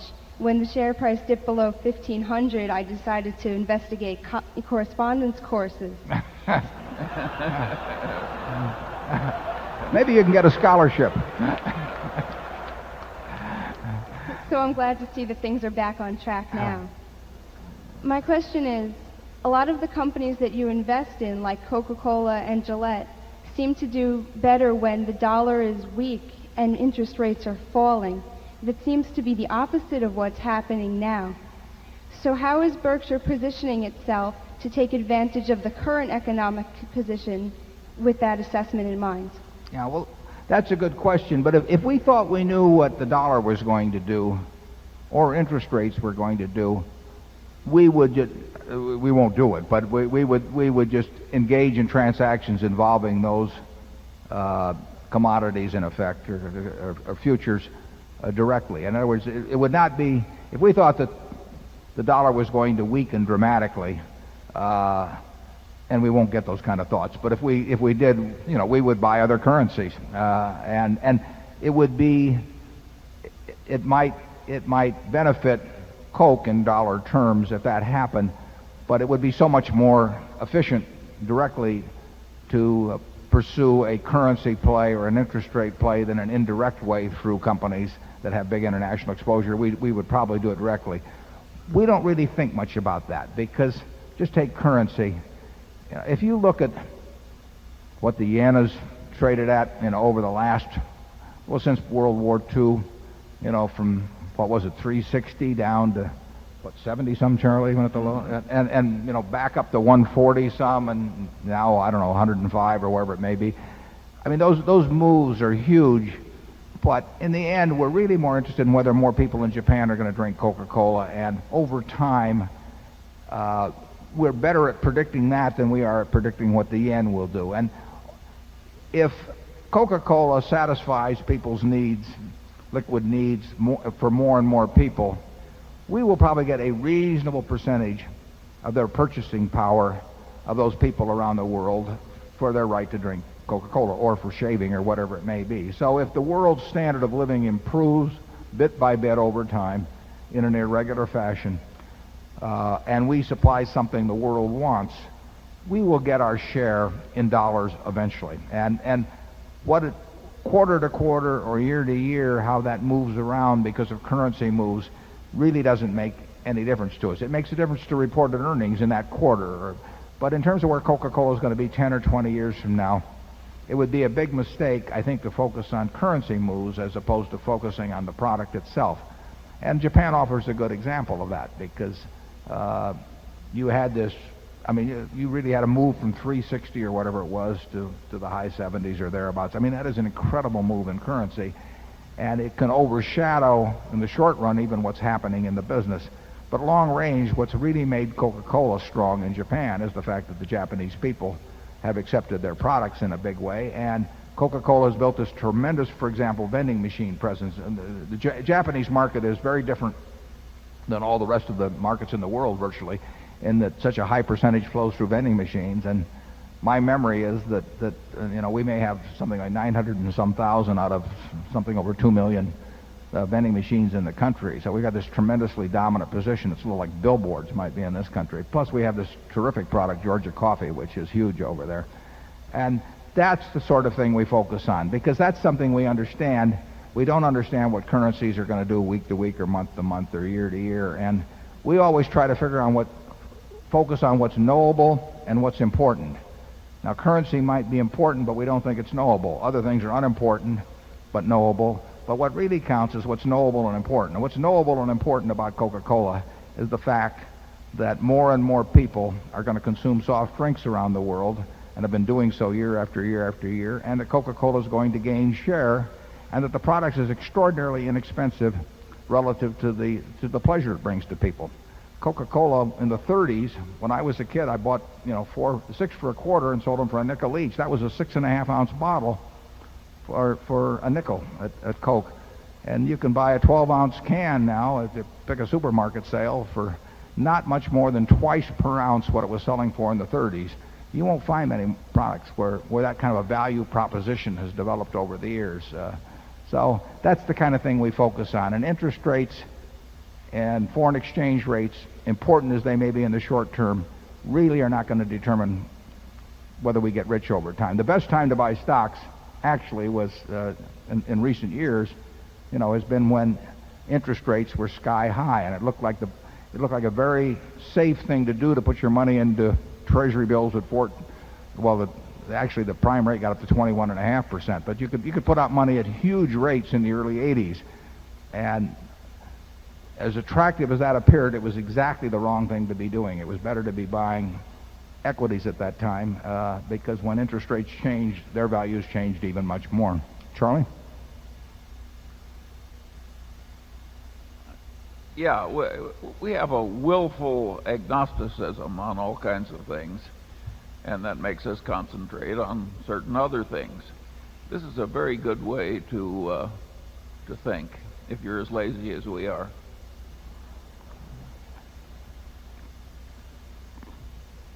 We'll go to 4, please. Jerry Zucker, Los Angeles, California. Good morning, boss. calling your attention to the annual report and major investments. I appreciate your comments on two companies. Number one, M&T Bank, a new name to that list, but not exactly a household name, at least on the West Coast. And company number two, definitely a household name, but missing from the list this year, the Walt Disney Corporation. Well, we don't comment much on our holdings, particularly as to purchases or sales, but we do have the CEO, longtime CEO of M&T here today, Bob Wilmers. Bob, would you stand up? He should be up here somewhere. There he is. Bob is a terrific businessman, a terrific banker, and a terrific citizen. I've known him a long time. Good friend of Stan Lipsey, our publisher in Buffalo. Bob runs the kind of a bank that allows Charlie and me to sleep very comfortably. Someone once said there are more banks than bankers, which is something we're thinking about a little bit. But believe me, Bob is a banker and has done a lot for Buffalo. And he has a very big ownership position, which he achieved, at least in very large part, through purchase with his own money as opposed to having options.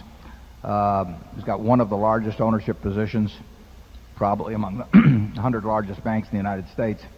And it's just a very attractive business for us to be in, and we're very comfortable with it. And 10 years from now, Bob will be here, and I hope I'm here, and we'll probably own M&T. The Disney company, our ownership in that fell below the threshold level which we used, although we had ownership. And we think Disney is a terrific business. Michael Eisner's done a great job there. We have, as we put in the annual report, we have mildly reduced equities as prices generally began to get more and more full. We do not think the general ownership of equities is going to be very exciting over the next 10 or 15 years. So we would like to buy businesses. We bought a few last year. We had this one we announced last week in the insurance field. We've got another small acquisition where we've got an agreement with somebody who's very small. But we would love it if those were 10 times that size or 20 times that size, because you will see more of that relative to marketable securities as we go along. Charlie? Yeah, regarding equities generally, I think that Fortune article, which was sent out to the Berkshire shareholders this year, should be absolutely must reading for everybody. In fact, it would be a good thing to read 2 or 3 times. The ideas there sound so simple that people have the theory that they must understand it, but I think the world is more complicated than that. I think we are in for reduced expectations eventually with respect to the kind of returns people have had from investing in stocks. Do you want to offer any thoughts as to what what the corollary might be? Well, I think if you have very unreasonable expectations of life, it makes life much more miserable. Much better to get your expectations within reason. It's much easier to reduce expectations to some reasonable level than it is to get superhuman achievements. That's why my kids were almost delirious when they heard that announcement. I was going to give them $300 each, and they, do you want to be a zillionaire or whatever it was? Incidentally, that was terrific of Regis Philbin to do something like that. I mean, all of those appearances are non-paid, I can assure you. Those people are good, very, very good sports, and I thank them. Okay, we'll go to Zone 5. My name is Monty Leffoltz from Omaha, Nebraska. I have a 2-part question. What is Berkshire's philosophy on paying dividends, and under what circumstances would Berkshire pay a dividend in the future? Well, that's a good question. We paid a dividend in 1969, Charlie, and at 10 cents a share. I can't remember it, but it's in the records. We would be very likely to pay either very large dividends or none at all, because our test is whether we think we can use money at a rate in a way that it creates more than $1 of market value for every dollar we retain. Obviously, if we can keep $1 and it becomes, on a present value basis, worth more than $1, it's foolish to pay it out. Forget all about taxes. Assume it's a tax-free society. We would have exactly the same dividend policy up to this point, whether there was any tax on dividends, capital gains, or anything else, or whether we were entirely tax-free, because we have retained money, because to date we have felt that if we keep $1 and use it in buying other businesses or whatever it may be, that it becomes worth more than $1 on a present value basis. I mean, not that it's going to be worth $1.10 4 years from now, but it's worth more than $1 when we look at what it'll be 4 years from now. That's subjective, but any given decision like that is subjective. Over time, you get an objective test as whether that's met by whether we do indeed create more value than each dollar of retained earnings. We create an extra dollar plus of value. If that changed, and it could change, then we would give the money to the shareholders, and it might be done through repurchases or it might be done through dividends. But there's no reason to keep $1 in the business that's worth 90 cents if you keep it in the business. And there are companies that do that, but they're not necessarily intentionally doing it. They may have higher aspirations as they go along, but they're not realized. We, I think, would be fairly objective about trying to figure out whether we are indeed creating value or destroying value by retaining earnings. We would never have a conventional dividend policy. I mean, the idea of paying out 20% of your earnings or 10% or 30% of earnings in dividends strikes us as nuts. I mean, you may get yourself in a position where you have to do it because you build these expectations in people's minds, but there is no logic to it whatsoever. The logic is basic. If you create more than $1 of value for $1 retained, why in the world would you pay it out? Because the people who want to get that $1 as a dividend can instead get $1.10 by selling the stock for, or whatever it may be, $1.20 for the value that was maintained and or retained. So that it's a very simple dividend philosophy, and one I think that's in one of the past annual reports. We explain the logic of it, and I see nothing that would change in terms of the principles of it. Evaluating whether that's the case. I mean, obviously we aren't going to make a decision every week based on whether we can employ money that week at a higher rate of return or every month. But in terms of a reasonable expectancy over a couple-year period, whether we think we can use retained earnings advantageously, that's our yardstick. Charlie? Yeah, what's interesting about what Warren is saying about logical dividend policy is that if you went to all the leading business schools of the United States, all the leading economics departments, all the professors of corporate finance, this wouldn't be the way they teach the subject. In other words, we're basically saying we're right and all the rest of academia is wrong. We love it when we do that.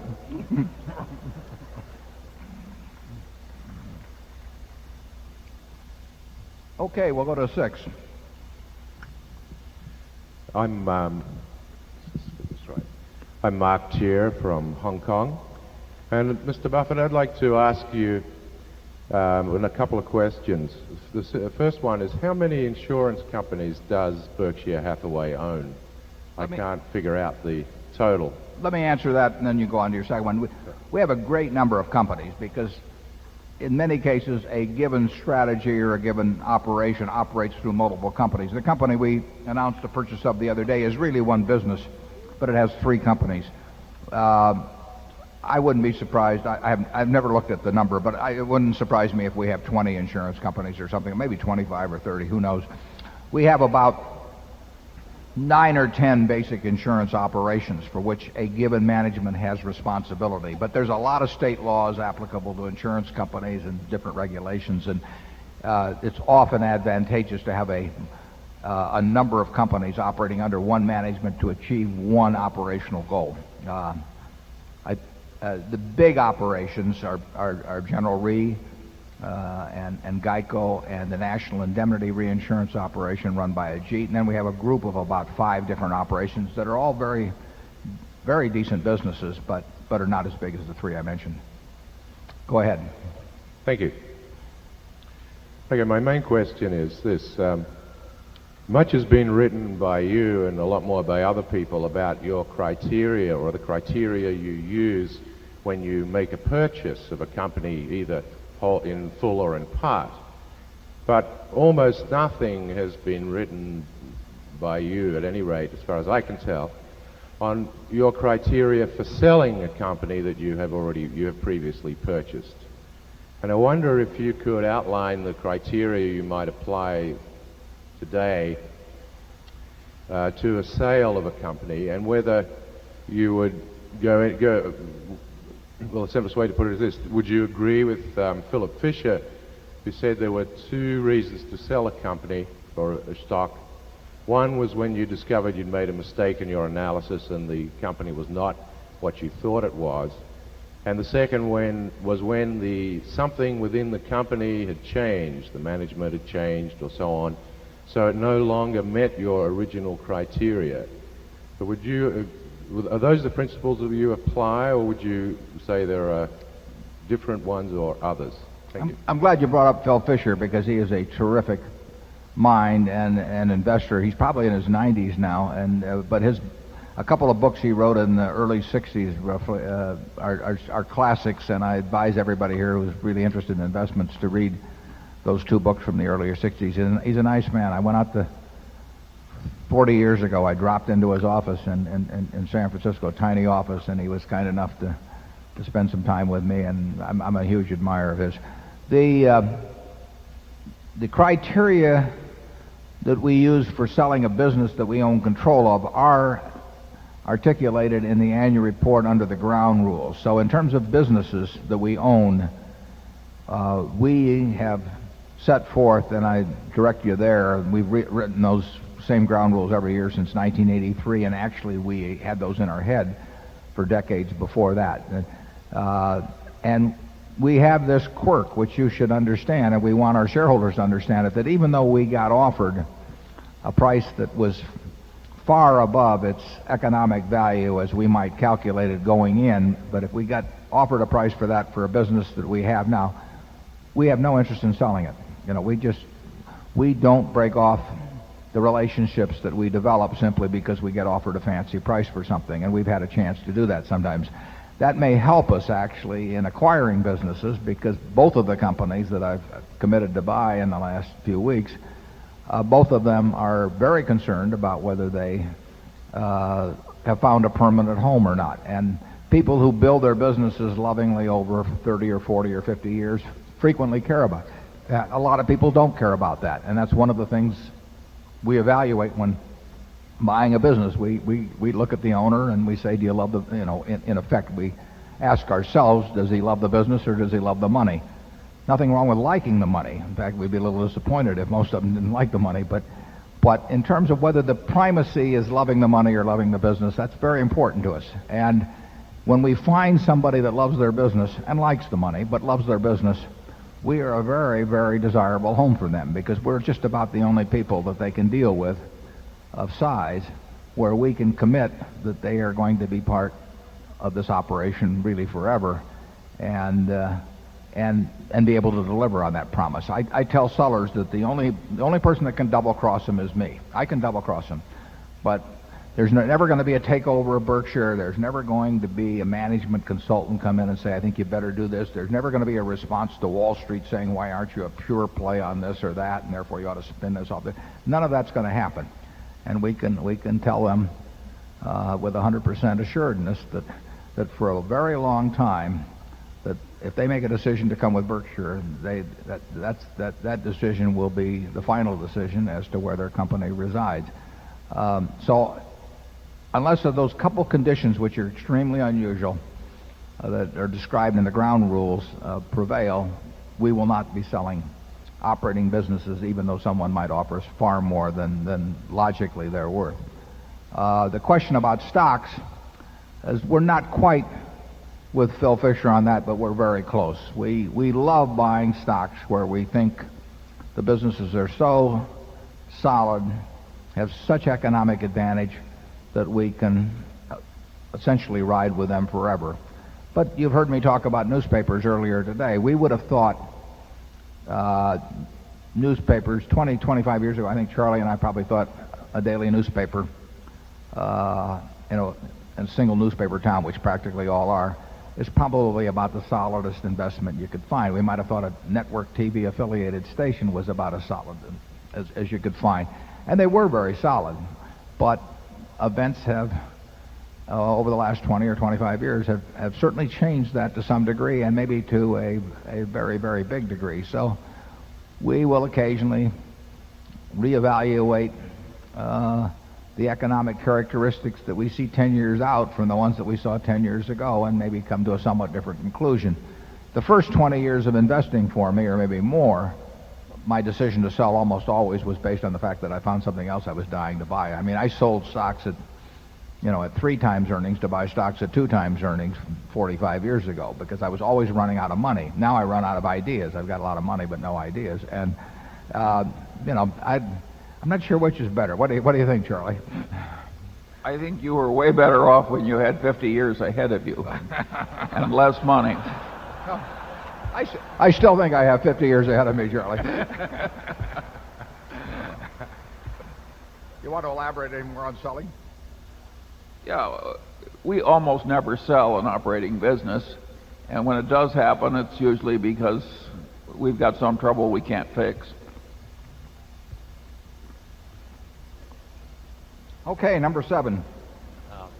Hello, I'm Martin Wiegand from Chevy Chase, Maryland. Oh. And though you've given yourself a D in capital allocation, on behalf of the shareholders, we would like to give you an A+ in honesty in accounting, temperament for a long-term investing view, and hosting an annual meeting. Thanks. I went to school with Martin's father. Good to see you here. Thanks. Now my question. Do General Re's competitors pay their employees with a rational incentive plan aimed at growing float and reducing its cost, or do they use something similar to General Re's old plan? And is this a new, sustainable, competitive advantage for General Re? Well, I think a rational compensation plan, and I think we have rational compensation plans, we certainly aim at that, and we don't care what convention is. Over time, we'll select for people who are rational themselves, who have confidence in their abilities to deliver under a rational plan, and who really appreciate operating in that kind of an environment. Now, who wouldn't want a lottery ticket? I mean, if anybody here wants to buy a few lottery tickets at the lunch break and come up and present them to me, I'll be glad to take them. I don't think it will have anything to do with my performance at Berkshire Hathaway or anything in the future. And so we try to make plans that are very rational. And incidentally, we've never had any real problems at all in working with managements to do just that. The two operations that I've just recently agreed to buy, we will have rational compensation plans at those places, and they'll be somewhat different perhaps than the ones they've had in the past, although not much different as I think about it. I think it's been a huge advantage at GEICO to have a plan that is far more rational than the one that preceded it. And I think that advantage will do nothing but grow stronger over time, because in effect, compensation is our way of speaking to employees generally. And when places large as GEICO, you can't speak to them all directly. But it speaks to them all the time. It says what we think the rational measurement of productivity and performance in the business is, and over time that gets absorbed by thousands and thousands of people, and it's the best way to get them to buy into their goals. Whereas if you use as your test what the stock market is going to do, people, I think, inherently know they got a lottery ticket. I mean, you've seen that in a lot of tech stocks in the last 3 or 4 months. You will find all kinds of options being repriced or issued in great abundance at lower prices without repricing them because they don't want to have the accounting consequences. those people know they're getting lottery tickets, basically, and that, the market's attitude towards tech stocks is what's going to determine results far more than their own individual results. So it's silly to think of somebody working very hard at some very small job at Berkshire with our aggregate market value of $90 billion, thinking that their efforts are going to move the stock. But their efforts may very well move the number of policyholders we gain or the satisfaction of policyholders, and if we can find ways to pay them based on that, we are far more in sync with what they can do, and they know it makes more sense. So I hope our competitors do all kinds of crazy things on comp and everything else. I mean, the more dumb things they do, the better life is for us. And I think that, we've had incredible success at keeping managers. I don't think there's probably any company in the United States of size that has had better luck on that than Berkshire, and partly it's because we appreciate in terms of the comp plan, and partly because we just appreciate generally managers that do a terrific job for us, and we've got the best group in the world. Charlie? Yeah, here again we're very much out of step with the conventions of the world. When I read annual reports, and I read a lot of them, I'm very frequently irritated by the presence of things that are totally absent from the Berkshire Hathaway annual report. I think promising people free medical care forever between age 60 and the grave, and maybe for a younger spouse after the grave of the first one, regardless of what's invented and regardless of what it costs. I don't see anybody who cared about the shareholders would be making promises like that. There's a lot of insanity in conventional corporate conduct on the pay front, and but if convention determined what was sane and what was insane, we're the oddballs. I mean, we're the unusual example. I think it's very subconscious on it. I think sometimes the desires of the top person to get an outrageous amount gets pyramided through the organization, because if they're going to have some scheme that rewards them based on a lottery ticket, they feel they have to give lottery tickets to everybody else, although on a much reduced scale. And they really do. I mean, it's just it becomes accepted, and of course then you hire consultants and come around and say, well, you're getting more lottery tickets at someplace else, and we've got some added new schemes. It becomes very, very reinforcing. But what has happened at the top level is really unbelievable. I mean, if an executive said to his company, I want an option on 300, just for working here, I want an option on $300 million worth of S&P futures for the next 10 years, people would regard that as outrageous.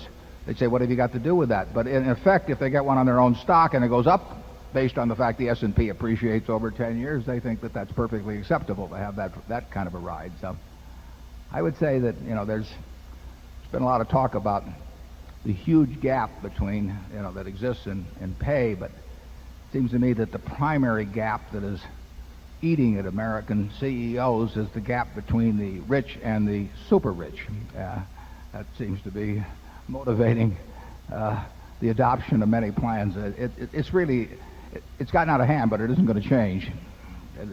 The CEO has his hand on the switch as a practical matter.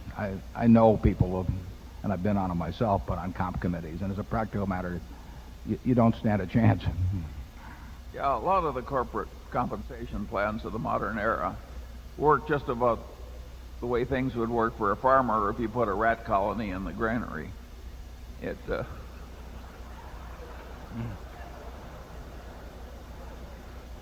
Put him down as undecided.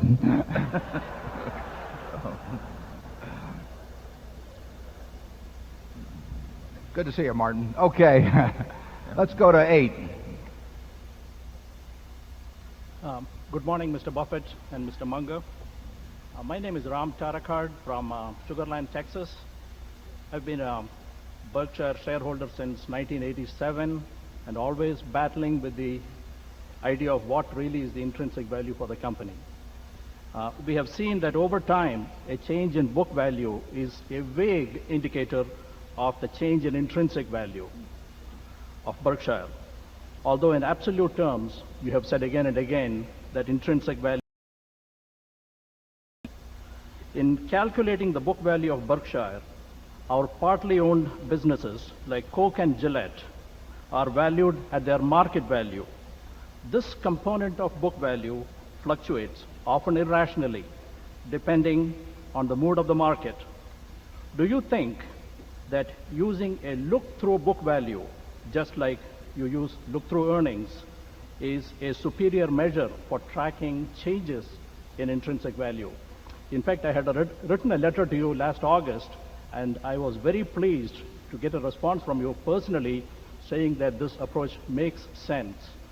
My question is, does this approach really give you a better measure for tracking intrinsic value? And if so, would you consider publishing it in the annual report? Thank you. Yeah, thanks for the question. I would say that I'm not sure how you phrased it when you wrote me and how I phrased it going back, but look through book value would not mean much, actually. The very best businesses, the really wonderful businesses, require no book value.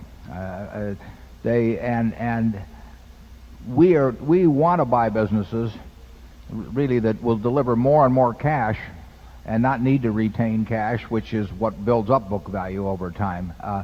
Admittedly, the prices of marketable securities at any given time are not a great indication of their intrinsic value. They are far better, though, than the book value of those companies in indicating intrinsic value. Berkshire's intrinsic value, in a very general way, and trends in it are better reflected in book value than is the case at a very high percentage of companies. It's still it's not a great proxy. It's the best. It's a proxy that is useful in terms of direction, in terms of degree, in a general way over time, but it's not a substitute for intrinsic value. In our case, when we started with Berkshire, intrinsic value was below book value. Our company was not worth book value in early 1965. You could not have sold the assets for that price that they were carried on the books. No one could make a calculation in terms of future cash flows that would indicate that those assets were worth their carrying value. Now it is true that our businesses are worth a great deal more than book value, and that's occurred gradually over time. So obviously there are a number of years when our intrinsic value grew greater than our book value to get where we are today. Book value is not a bad starting point in the case of Berkshire. It's far from the finishing point. It's no starting point at all of any kind in whether it's the Washington Post or Coca-Cola or Gillette. It's a factor we ignore. We do look at what the company is able to earn on invested assets and what it can earn on incremental invested assets, but the book value we do not give a thought to. Charlie? Well, I think that's obviously correct. Oh. He'll come back next year. Number one. Hello, gentlemen. My name's Dan Sheehan. I'm from Toronto, Canada. First of all, I'd like to thank you for this weekend. It's become more and more important to me as it's become more and more difficult to find rational discussion about the stock market, and this weekend really is a breath of fresh air for most of us, I think. One of the places I refer to a lot is Benjamin Graham, and what worries me now is what he referred to as a period in 1929 and the early 30s as a lab experiment where normal intrinsic values and margins of safety broke down, or seemed to anyway, and I wonder how much you think that might happen now in the next few years, and how much you worry about that with the investments you're making. Well, we generally believe you can just see anything in markets. I mean, just extraordinary what happens in markets over time. It gets sorted out over, eventually. But I mean, we have seen companies sell for tens of billions of dollars that are worthless, and at times we have seen things sell for 20%. A number of things, not hard to find, perfectly decent people running them, sell for literally 20% or 25% of what they were worth. So we have we have seen and will continue to see everything. It's just the nature of markets. They produce wild things over time. And one of those wild things, and not to get carried away when other wild things happen, because the wild things create their own truth for a while, and you have to, that's the reason they're happening, and people are getting pleasant experiences and all that. You'll see everything if you're around markets for a reasonable period of time. We don't see any great cases of dramatic undervaluation by this market. So it isn't like we're seeing, because there's perhaps this speculative mania in a particular area of the market. We do not see that creating incredible undervaluation other places.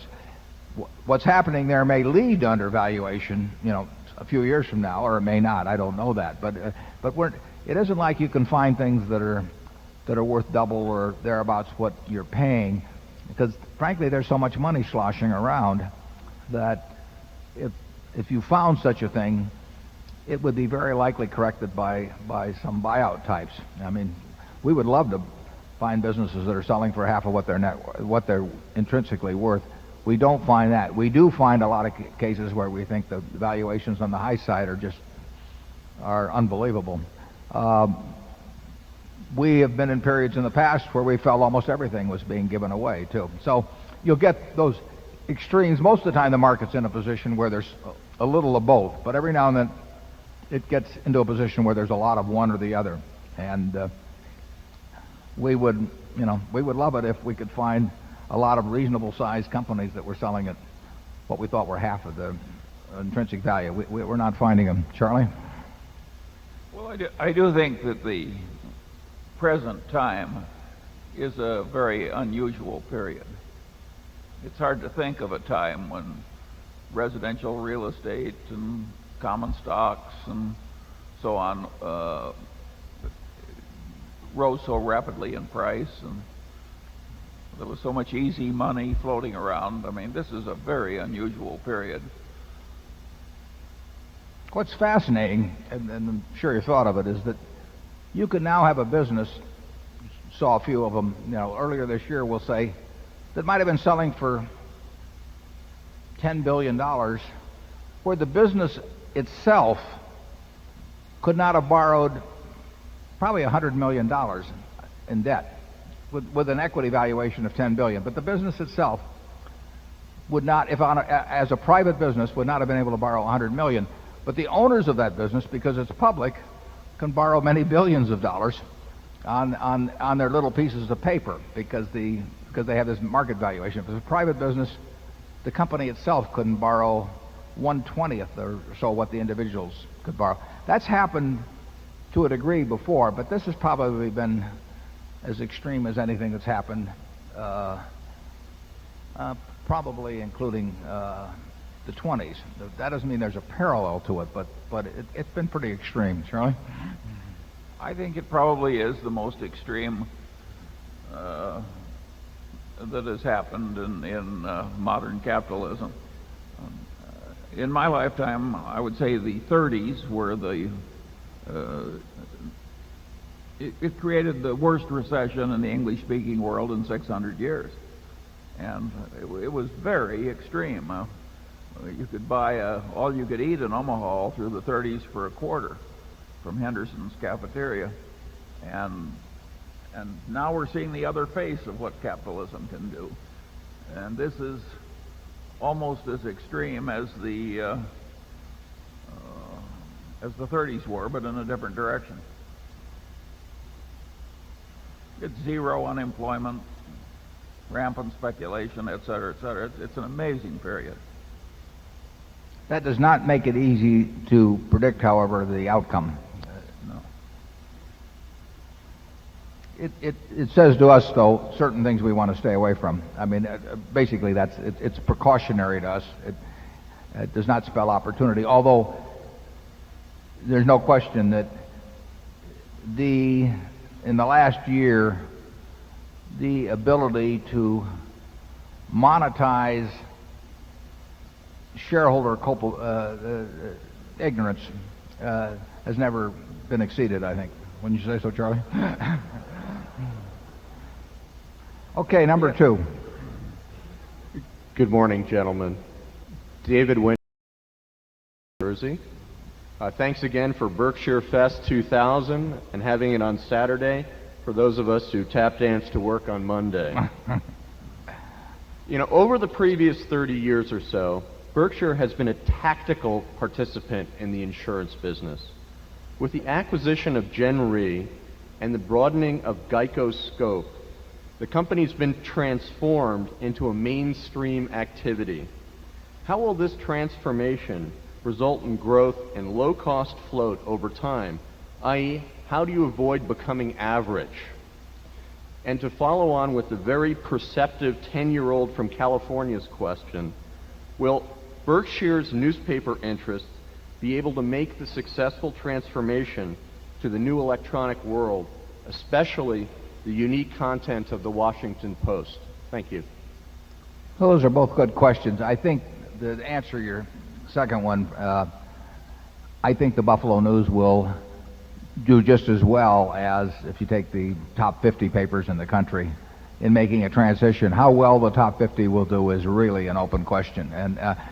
But there is, the industry factors will, in my view, just overwhelm any specific strategy, because any strategy is it's so easy to copy in the internet. That's one of the problems of the internet. It's one of the problems of capitalism. I mean, if you open a restaurant that's successful, somebody's going to come in and figure out what your menu is and how, the whole thing, and then they're going to try and do it in a little bit better location or at a little lower price or whatever.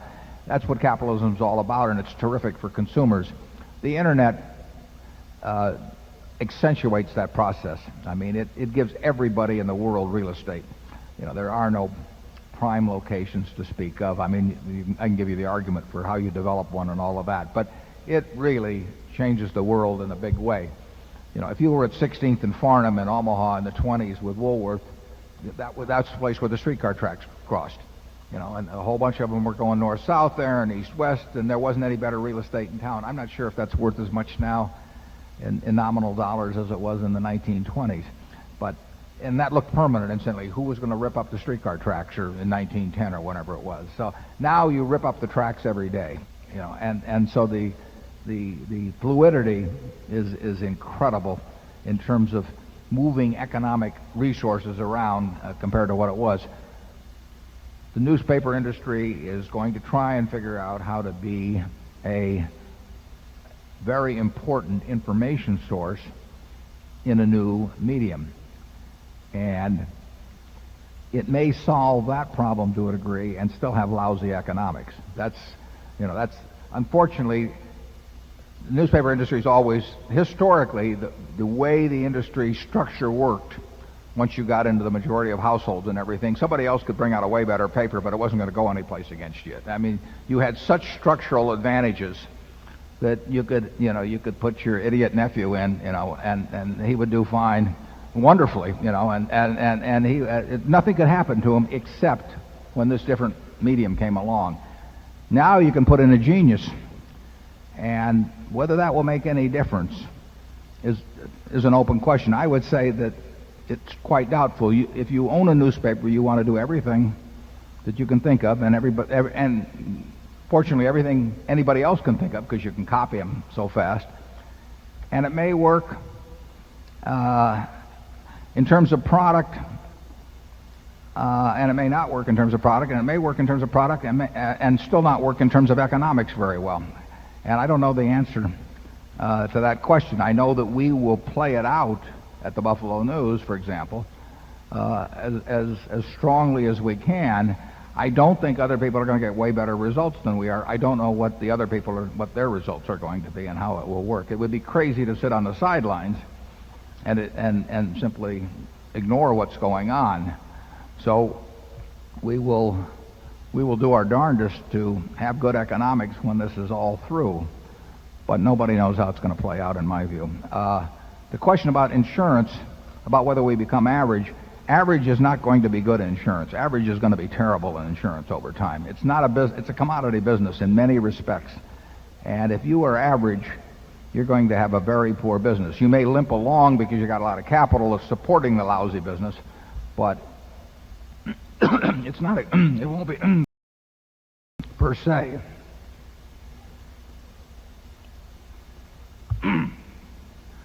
But I think in Geico and in General Re and our other operations as well, we do not have average businesses, and there's nothing about the way the industry is going that would force us or lead us to have average operations. I mean, we have special things we bring to the party in both cases I've named, and actually in other cases as well.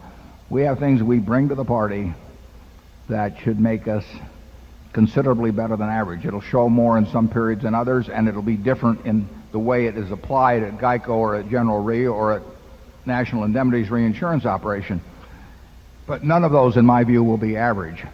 But average, and there will be a lot of average by definition, average is not going to be good. The other problem about it is average is not going to go away either. So that is an anchoring effect to some extent on what even the skillful operator can achieve. I think insurance will be a very good business for us over time. Charlie? Yeah, every once in a while we have a business sort of die under us. Trading stamps is now off 99 3/4% from its peak volume, and we were able to do nothing to prevent that except wring all the money out and multiply it by about 100. We actually did about 120 million in the late 60s per year in trading stamps, far more dominant in our area than S&H was nationally. And we have, by skillful management, Charlie and my constant attention to detail, have taken that business from 120 million a year down to about 300,000 a year or so? Oh, way less than that. Yeah. We thought of having the sales chart here and turning it upside down to impress you, but it wouldn't have worked very well. I think it's the nature of things that some businesses die. It's also in the nature of things that in some cases you shouldn't fight it. There is no logical answer in some cases except to wring the money out and go elsewhere. Yeah, and that's very tough for managements to. In fact, they almost never face up to that. It's very, very rare. And it's logical to be rare. In a private business, you can understand why people face up to it. In a public company, if you take the equation of the manager, he or she may be far better off ignoring that reality than accepting it. Let's go to number 3. Good morning, gentlemen. My name's Mark Ravenel from Melbourne, Australia. You've emphasised the importance of the moat around a business or the sustainable competitive advantage. My question really relates to learning more about that. Professor Michael Porter at Harvard has made a detailed study of this. Did you find his work useful, and can you recommend any other sources of information on this? Yeah, I've never really read Porter, although I've read enough about him to know that we think alike in a general way. So I can't refer you to specific books or anything, but my guess is that what he writes would be very useful for an investor to read. I've just seen him referred to in some commentary, but I think he talks about durable or sustainable competitive advantage as being the core of any business. And I can tell you that is exactly the way we think. I mean, that in the end, if you were evaluating a business year to year, the number one question you want to ask yourself is whether the competitive advantage has been made stronger and more durable before it. And that's more important than the P&L for a given year. So I would suggest that you read anything that you find that's helpful, or actually the best way to do it is study the people that have achieved that and ask yourself how they did it and why they did it. I mean, why is it that in razor blades, everybody grows up in business school hearing that as a great example of a product that's very profitable, and why, with it obvious that there's going to be no reduction in demand for the next 100 years for the product, why are there no new entrants into the field? What is it that gives you that moat around the razor blade business? Normally, if you got a profitable business, a dozen people want to go into it. If you've got a dress shop here in town and it looks like it's doing well, a couple of other people are going to want to open up a shop next door to it. And here's a worldwide business. Nothing can go wrong with the demand to speak of, and yet people don't go into it. So we like to ask ourselves questions like that. We like to ask ourselves, why was State Farm successful, against people that had incredible agency plants and lots of capital? And here's some farmer out in Bloomington, Illinois, named George Maherl, who's in his 40s. He sets up a company that defies capitalistic imperatives. I mean, it has no stock. It has no stock options. It has no big rewards. It's kind of half socialistic, and all it does is take 25% of the market, away from all of these companies that have all these characteristics. We believe you should study things like that. We think you should study things like Mrs. B out at the Nebraska Furniture Mart, who takes $500 and turns it, over time into the largest home furnishing store in the world. There has to be some lessons in things like that. What gives you that kind of a result and that kind of competitive advantage over time? And that is the key to investing. I mean, if you can spot that, particularly if you can spot it when others don't spot it so well, you're on the, you will do very well. And we focus on that. Charlie? Yeah, these factors, every business tries to turn this year's success into next year's greater success. And they all use pretty much every advantage they have in every direction from this year to make next year's better. Microsoft did exactly that year after year after year and happened to win big. And it's hard to see, for me at least, to see why Microsoft is sinful, because they tried to improve the products all the time and make next year's business position stronger than last year's business position.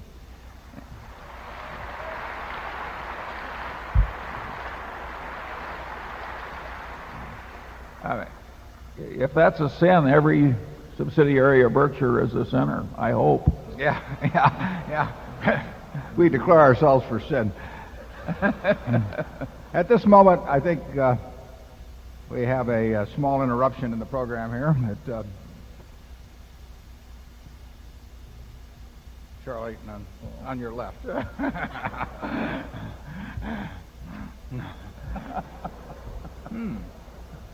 It's just a sample of what it's like to be an officer of Berkshire.